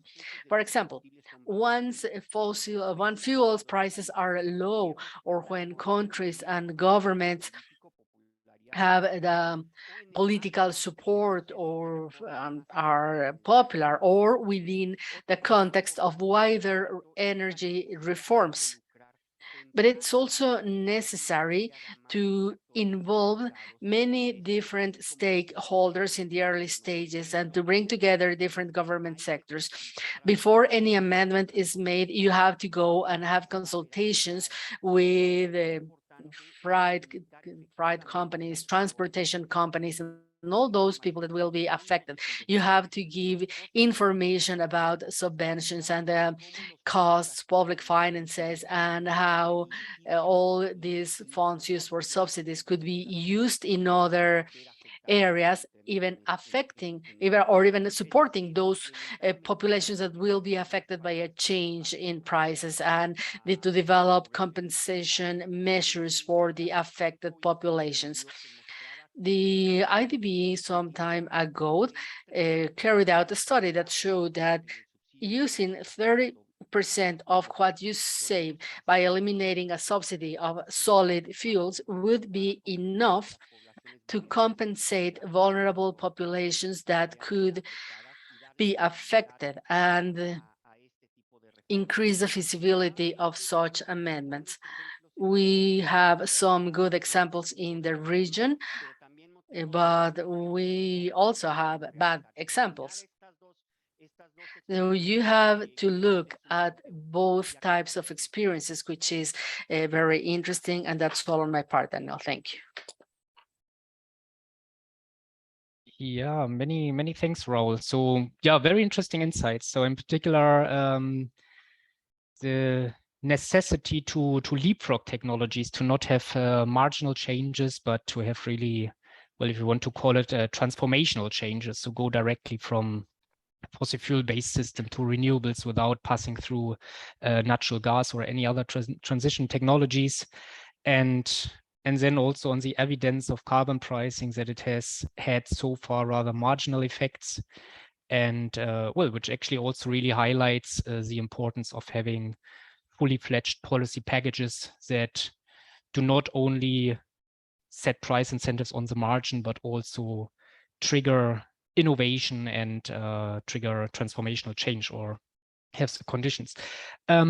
So with that, and also your remarks on fossil fuel subsidies. So that's, I think, like a very helpful avenue to consider for the future. So with that, actually, I would like to open the floor now for further interventions, and I would also encourage participants to use the raise your hand function if you want to take the floor. And perhaps I can also ask my colleagues from the Secretariat to share the screen with some guiding questions. Yeah, and I see we have a first intervention from Sarah Gonzalez. Yeah, Sarah, the floor is yours. Yes, thank you so much, Daniel. Y muchísimas gracias a Raúl también por su intervención. Raul, thank you very much for your intervention. It was very enriching. It really brings down all the topics, and this topic, which is carbon pricing, bringing it down to the ground, to our life. Sometimes when we develop public policies regarding climate change, we make mistakes. One of these mistakes is to start leaving behind the drivers. We should focus on climate change and the actions that will actually help us reduce emissions. And regarding adaptation, it is important to consider more indicators. In Dominican Republic, if I may, if it's okay, I would like to share something with you. We made this exercise. This was a project that helps us determine the ideal instruments to calculate carbon prices at the national level. Just quickly, we consider different instruments like carbon taxes, emission trading, a hybrid instrument, which is a mix of both, and grain certificates. And the two instruments with the highest score regarding technical feasibility, political feasibility, acceptance in the private sector, and acceptance in the public sector were the emission trading and grain certificates. This shows that, considering everything that's been said by Raúl and by myself in my presentation, this is because we are more comfortable when we allow the market to determine carbon pricing. We have all of these analysis of greenhouse emissions, and climate change should always be included. But we must also consider the market behavior, both domestically and internationally. It has to go in there. And carbon taxes had a very low score because technical feasibility is high, but when it came to private sector acceptance and decision makers' acceptance had very low scores. This is just a little of what my country has been doing. And we must remember that the Dominican Republic always wants its market to be open regionally, because regionally the market is larger with more opportunities. So if we look at the regional market behavior, then we can better determine how to use these instruments. One of the biggest challenges that my country is facing is that, unlike Costa Rica, we don't have a national emission factor which is affecting us. It's affecting us and it's stopping us from having a transparency system with a high level of certainty. As all other countries, we are waiting for the next mechanism for regulated markets after the MDML, which is a clean development mechanism. So I don't think they are obstacles, but challenges, challenges that we have to overcome. At the end of the day, all of this is really affecting the establishment of a market or a system that can determine carbon pricing. So that's all on my part. I just wanted to share with you what my country has been doing in the Dominican Republic, and I am here for any questions you may have and to continue talking about this topic. Thank you. Yeah, many thanks, Sarah, for the intervention. It's pretty interesting to hear how you evaluated the instrument choice between carbon tax, ETS, or credit system. So yeah, so maybe we can get back to that later on. But first, yeah, I would like to call Rodolfo Lassi, who has raised his hand. Rodolfo.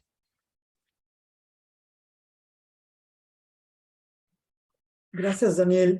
Yo quería comentar Thank you very much, Daniel. I would like to mention about some elements that have to do with Article 6 of the Paris Agreement that it's necessary to take into consideration. First of all, we need to say that we are in the definition phase. We are just setting the rules through which we are going to allow this exchange in carbon markets, or exchange that in some way are going to be to value the country, the efforts that the countries can do in order to mitigate these greenhouse emission gases. But in the formal economy and in economic theory, in order to have a market, we need to have the shortage of a product. Otherwise, there is no trade or no market. If there is plenty of product, there is no market. What we need is not a scarcity or a shortage of carbon bonds, but what we need is an abundance of a reduction of greenhouse emission gases. So for a market to work at a regional, national, or global level, it is necessary to create a segment of the set of emitters of greenhouse gases, which are going to be the stakeholders or the actors of those carbon bonds. So in the high emitters, which are focalized or which could be a cement factory, a thermoelectrical company, etc., we have to create necessary conditions so that they respond to the economic instrument of a carbon market. We will all in Latin America would like to sell carbon bonds to those high emitters, but this is not going to be possible, first of all, to compensate all the carbon emissions that we are going to have in the future only with forests or trees, but it's going to be necessary to make some removals, and industrial removals are going to be the most reliable in the market in the carbon market. So here is where we have to make some political decisions that are very important. Why?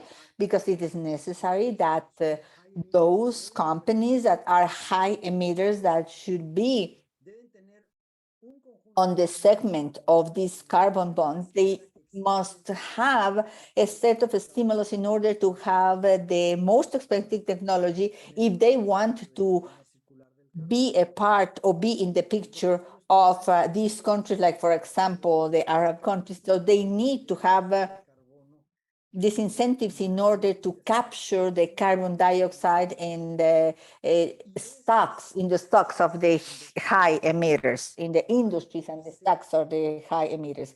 So these investments would be offset or compensated in order to reduce costs with these exchange mechanisms of the carbon market.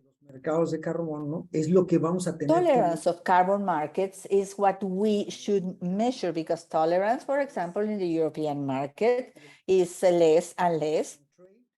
And the cap and trade, I mean, the cap of the emissions would have to be more and more stringent in order to attain the zero emissions. And I am telling you about this because the way in which we are designing the markets at the regional level, it's not transparent. When we have a worldwide tax, like for example, we have a worldwide subsidies for fossil fuel,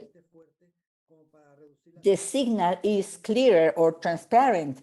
But of course, the taxes that we have for fossil fuel is to get governmental resources, and sometimes they are labeled as carbon emission taxes, but most of them in Latin America recaudatorios, no para fines de are política climática. for collection aims. So when we have, I mean, the resources that we obtain from the taxes are in a pool that is able to finance in a very transparent manner all the climate actions, and they are in the set of actions that the government is doing in order to improve quality of life or the country's infrastructure. And I would like to make all these annotations, and a last comment that has to do with the carbon pricing in Latin America. Los precios efectivos de They are carbono still very low. I mean, the effective carbon prices are higher in Latin America because we are taking into consideration other taxes for the adequacy that the OECD has defined. But in Latin America, we have a pending task, which is to assume the political cost, which means that we need to have an ambitious climate policy. Raúl mentioned it in a very smart manner. It is not quite acceptable in politics to speak about taxes if we don't do all these compensations or offsets. But there is going to be a moment that if we do not carry out these actions, we are going to have a political reaction that is going to be similar to those of plastic. We are going to start have bans or prohibitions. And with this, I am closing my remarks because John, I think that he raised his hand. Yeah, many thanks for your intervention, Rodolfo, and many thanks for highlighting the need to industrial removals through bioenergy and carbon capture and storage, or direct air capture. And I mean, in a way, also connecting it with the European Union emission trading scheme or with any other trading scheme, kind of also the question in the future, whether we will have actually negative caps or not. But with that, maybe I go to Jonas, and Jonas, you have the floor. Thank you, Daniel. No, many great interventions. I wanted to get back to actually the opening questions you had, Daniel, on what other instruments are needed, what are the political challenges, and how can we make progress in the current context. And that actually also speaks to Raúl's points around while carbon pricing hasn't really delivered yet, how can we ever get the kind of prices, or there's the other things. I think one really key issue I have from discussion with countries who have tried to price carbon is that it's very hard to increase the carbon price in sectors where people don't have access to alternatives. So if people, I mean, in theory, it still works, they still will reduce emissions because it gets more expensive, but it's just not an easy sell.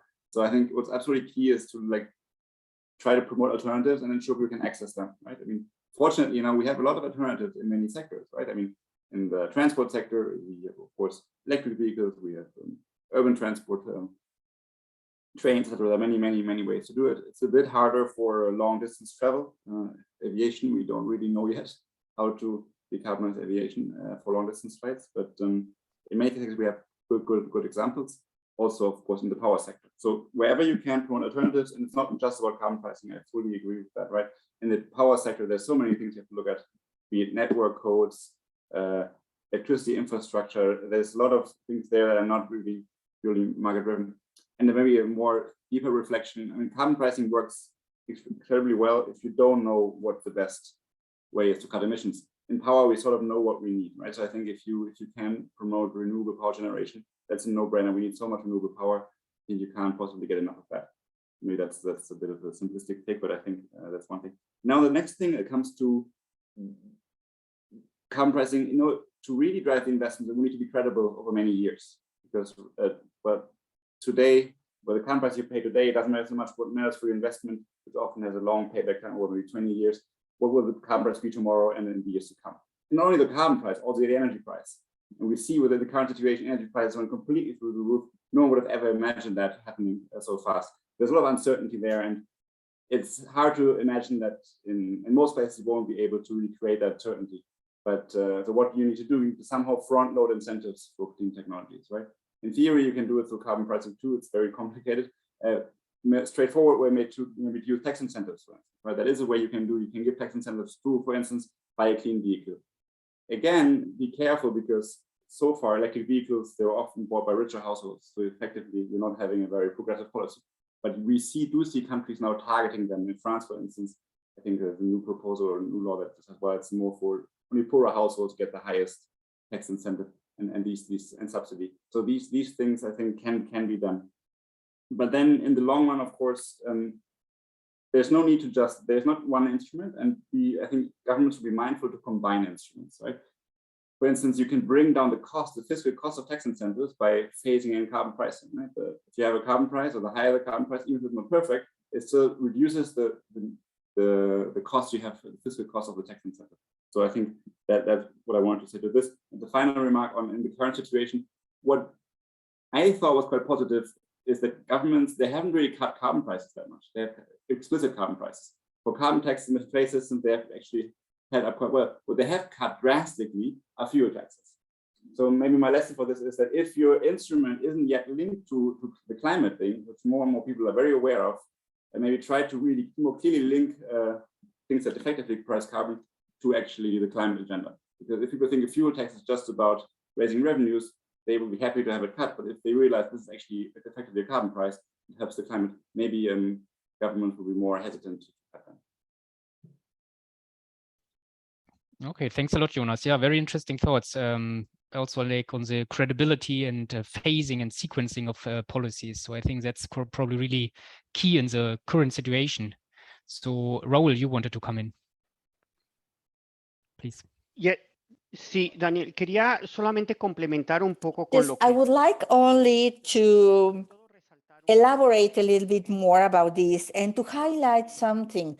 And this is that once we know that the target is to get to net zero greenhouse gas emissions, the zero became a game of zero addition. I mean, the emissions that I'm not going to reduce have to be offset or compensated by other people. But in a context where most of the countries are trying to reach these net zero emissions, unless you have negative emissions, not zero emissions, but negative emissions, the space to sell carbon bonds becomes null because of the rules of Article 6 that when you sell emissions, the buyer may use it for the NDC, but you cannot use it for your NPC.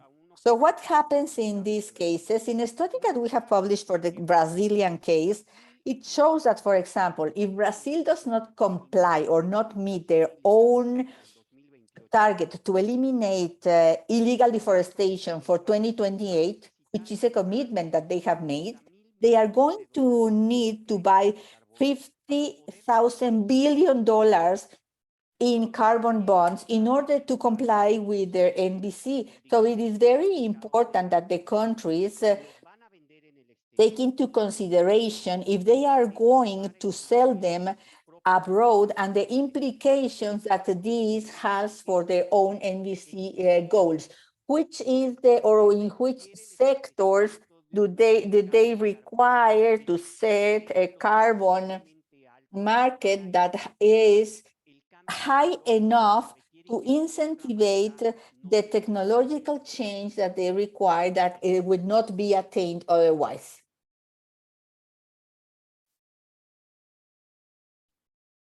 Yeah, many thanks, Raul, for that. So yeah, interesting to hear about the Brazilian case.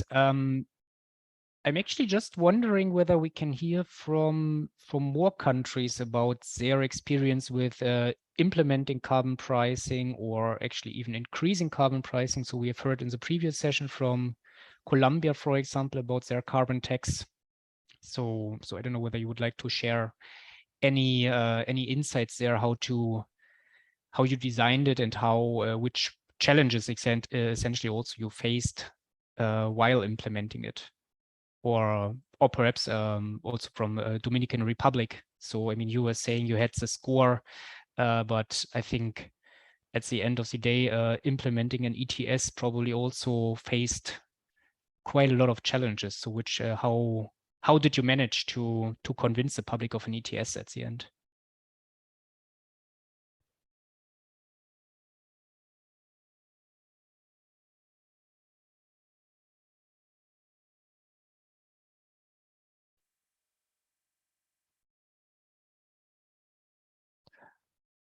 Or maybe another question in the meantime, Raul, to you again.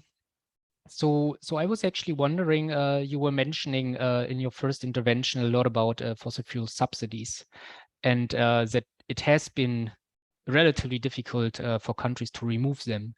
But currently, in the current situation with very high energy prices and very high inflation rates, so what would be your advice to governments if governments want to remove fossil fuel subsidies, given the high energy prices? Muchas gracias, Daniel. Súper interesante tu Thank you pregunta. very much, Daniel. Very, very interesting, your question. If we use the example of Mexico here, it's very valuable. Look, Mexico's example that I am going to show you is the same example. Nevertheless, it has a positive part, and at the end of the day, the impact was not as positive as it would have been. But it's important to study this because Mexico typically has had a price to fuel that is defined with the government. This is a fixed price or a semi-fixed price. With this regime, we had differences between the internal price and the international prices, which created a tax to consumption which was negative. So it meant a subsidy to a cost of 7% of the GDP during one decade. 7% of the GDP for public finance of that price. In 2007, the Finance Secretariat started an increase process on a monthly basis of only 3 cents of a peso, and 3 cents of a peso is less than 1 cent of a dollar. So the effect was to increase the price of petrol or gasoline in these 3 cents.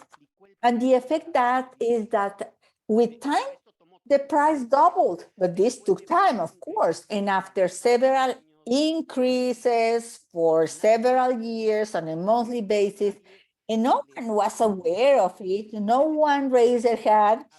I mean, from 2007 to 2015, the price was increasing little by little, little by little. And the implicit subsidy, eventually the implicit subsidy was reverted, and it started creating significant income for public finance for 2015. So in 2016, it took 8 years for the country to change from a subsidy and to start having income.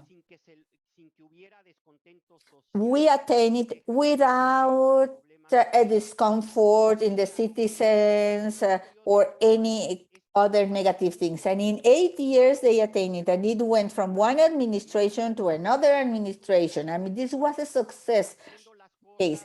How did they do it? By doing things planned, orderly, without impacting significantly the income of the families and the households.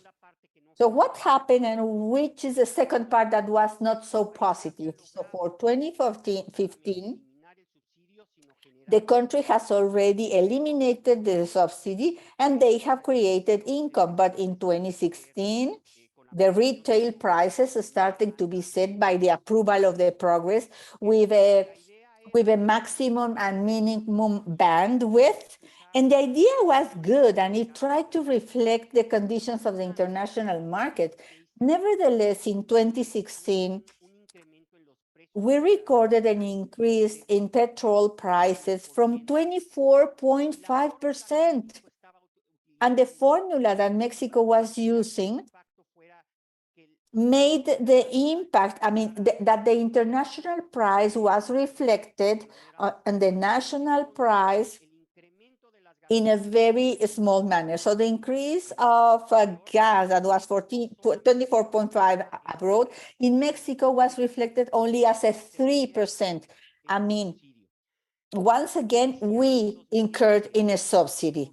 Now, at the beginning of 2017, the government decided to increase in one time because they wanted to eliminate the subsidy, and they applied an increase of 20% at once, which created a huge social dissatisfaction. So the government retrieved it, and in Mexico, we still have this subsidy. So why is this example relevant or important? Because it's showing you how to do things step by step, planned with the communication measures that allows us to have success and to revert it in time. There is no magic wand. You cannot eliminate and to think that you are not going to have a social dissatisfaction because of the changes, etc. But there is a way to do this if you do it in the right manner, and if you do it little by little. Yeah, it's a pretty interesting insight. So little by little, and yeah, I mean, also like in a way hiding it a little bit from the public. But yeah, I mean, the question is really do we have time for little by little? But I think it's probably better than doing nothing. So I'm wondering whether Colombia or Sarah, you are still connected. If you want to come in on your experience from your countries.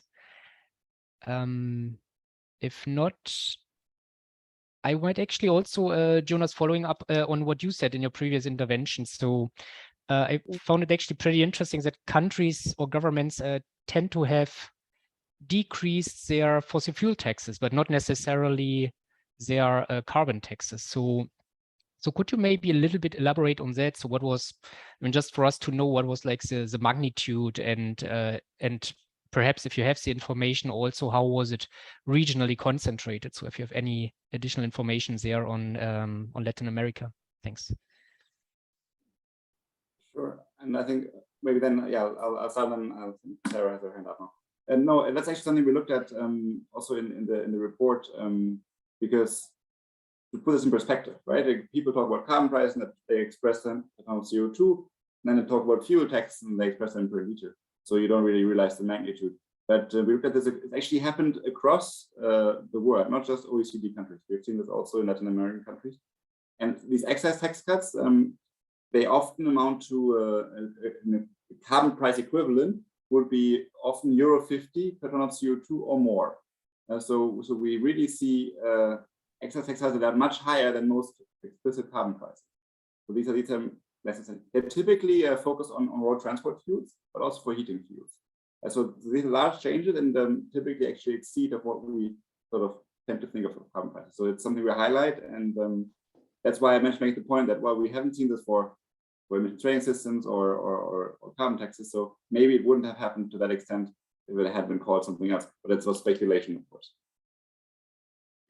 Yeah, but interesting finding. I mean, yeah, perhaps. I mean, I think there is definitely some truth in it, that kind of the labeling is quite important there.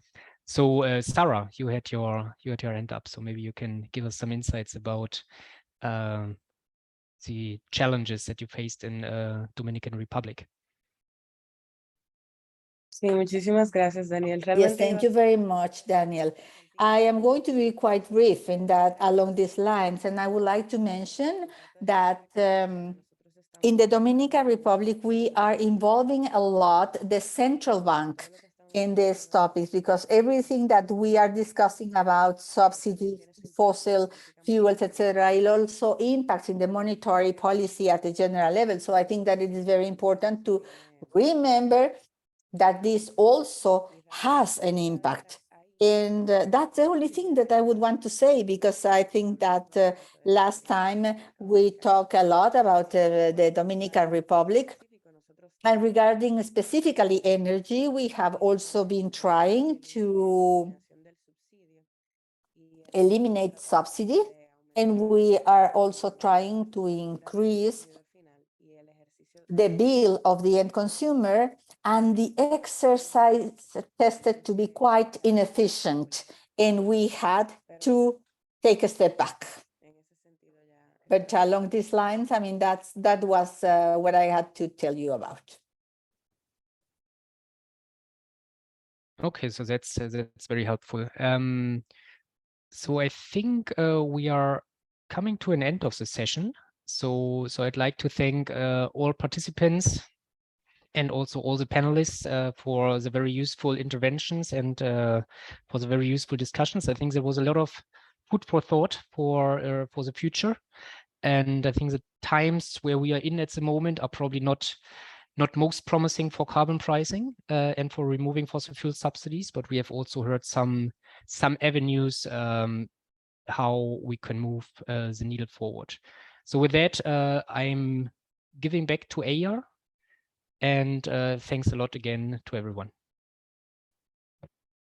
Thank you, Daniel. Thank you for the moderation. Thank you, Jonas, and also Mr. Delgado, and Ms. Gonzalez for your contributions. And so before closing for today, I would like to invite now Rodolfo Lassi to provide us with some key messages from what we have heard today. And so Rodolfo, the floor is yours. Muchísimas gracias, ella. Muchísimas gracias a Daniel, a Raúl, a Jonas y a todos los que han intervenido el día de hoy, a Aimé, por precisamente moderar y llevar el diálogo, la discusión, a aquellos temas que son críticos y que son fundamentales avanzar en la región de Latinoamérica. Which are essential for the Latin American region and the Caribbean.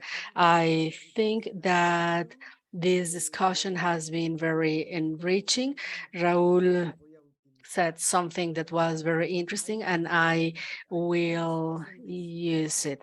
He was talking about an unequal situation in the public policies in the region regarding climate, but it's also necessary for the region to make a commitment to reach neutrality and zero emission levels, which are not formally reflected in documents. Our Deputy Secretary General said it very clearly. It's only 24% of the countries in the region have formally made a commitment to reach zero net emissions by 2050, some before, some a little later. But when we focus on instruments and institutions and policies under the UN framework, conventions like NDCs and long-term strategies, the region is still lagging behind in terms of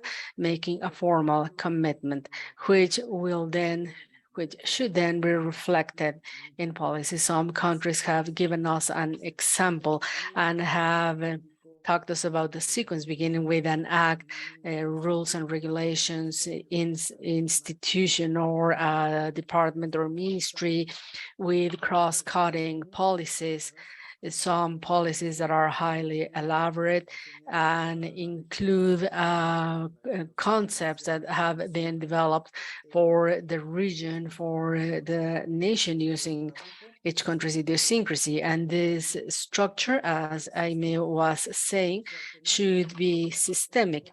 That is, that we need a systemic focus on climate change.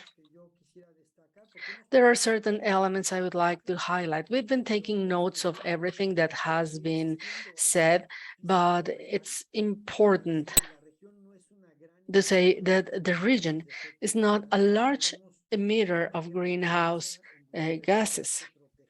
We have high biodiversity that needs to be protected, and we need to bring adaptation and mitigation, biodiversity, climate change, and desertification policies aligned. By aligning these policies, we'll set the pace for sustainable growth. We've talked about the SDGs of the 2030 agenda, on which we should or could have an effect if we adopt progressive and leading edge policies in carbon pricing. There is acceptance. There is acceptance to carbon pricing, but it is also true that there is this idea that this region can make use of carbon markets to sell the offsets or reductions that, in a way, are easy to attain through public policies, including programs such as reforestation, organic production, and even conversion towards industrial, low carbon emission industrial production modes. We must consider external factors related to risk reduction and monetary policies that are adjusted based on the crisis. Let me see, I think that we still have a little bit more time, so I would like to highlight a few other things. Costa Rica mentioned something, and I believe that this is a general sentiment in Latin America, and Costa Rica said, adaptation is the human face of climate change policies. This is where we can see if we've been able to prevent deaths, climate migrants, people losing everything, people whose way of life is modified through a phenomenon for which Latin America and the Caribbean are have a small responsibility in Latin. It was not mentioned, but I want to say the CASU agreement, where the process to include something that Amy said, Latin America needs to overcome inequality, and inequality can be decreased with higher investments in the right direction, low emissions, inclusive, preventing risks, and improving quality of life. We want all climate change actions to be positive, but not necessarily, they're not necessarily so. And economists have clearly said that there's no one single formula that is successful in every dimension, and sometimes measures that are well designed from the economical point of view can have social and political effects that are undesirable and that will later come back and will stop our progress towards decarbonization. And it is important to consider because we must also remember that being gradual allows you for a better adaptation. And at the end, do we have the time? Do we have the time for policies and decisions to be gradual? Science says no. Science says that we have to pick up the pace. The slope in the greenhouse emissions reduction is pronounced. And as an environmental engineer, I can assure you that there is no experience in controlling contaminants at such a pace as the one we want for greenhouse effects. Even DDT and even fluorocarbons that destroyed the ozone layer or mercury have been reduced as pollutants at the pace we want for greenhouse effects to be reduced in 10 or 30 years.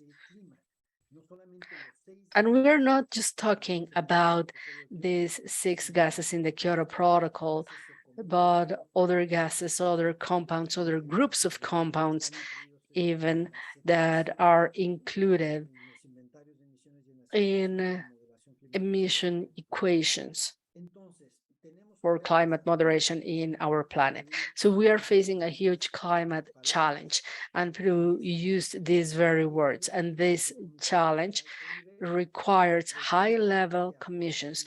It requires multi-sector agreements. It requires transparency systems fed through information still lacking in the region, and this information must be not just abundant and timely, but accurate.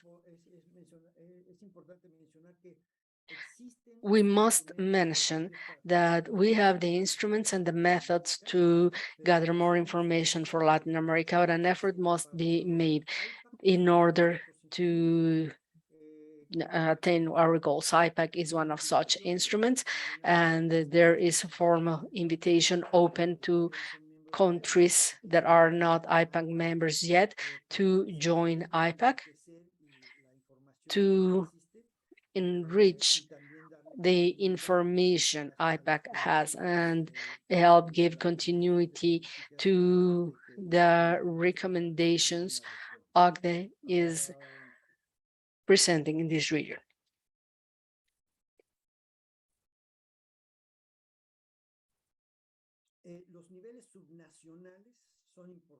Subnational levels are important. They were mentioned several times, and not just because most immediate decisions to protect populations are being taken at the local level. And we are talking about protecting against heat waves, protecting against hurricanes, and to consider economic factors when decision making comes. And also because we still don't have formal communication mechanisms at the subnational level, and we must emphasize the subnational level now that many of our decision-making systems are incorporating the authorities. I made note of this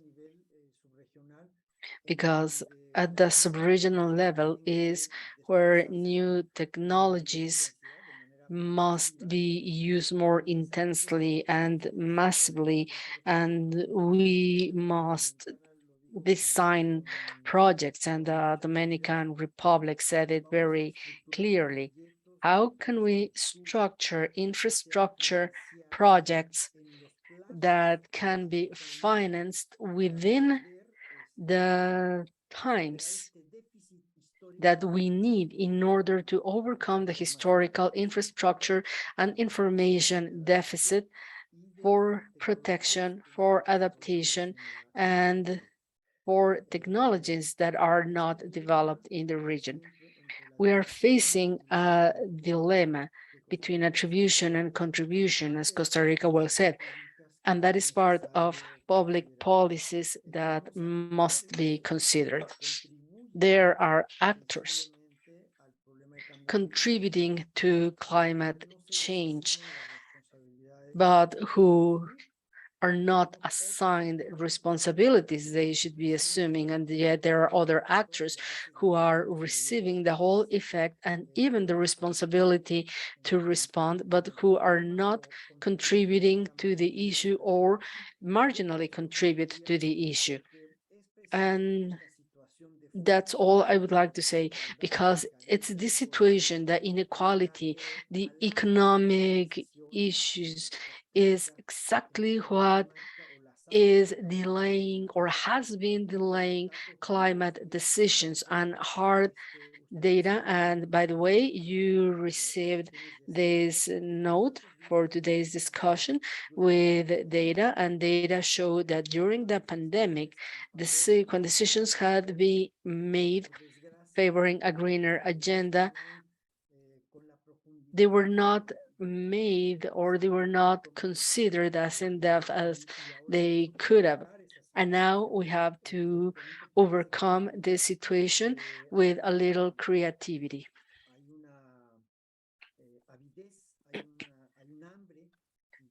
We hunger for policies that are acceptable to the population, but also effective. Effectiveness was mentioned by Amy and Daniel, and that will be all on my part. I believe that OECD's role is to make sure policies are effective, to improve quality of life, and to foster economic development in the region. Thank you very much for your attention. I give the floor to Asia, who will tell us about the agenda for the following 2 days, and hopefully we'll see you tomorrow and the day after tomorrow in this virtual forum. Thank you very much. Many thanks, Rodolfo, for your extensive summary. And so, as you said, we have reached the end of today's policy dialogue.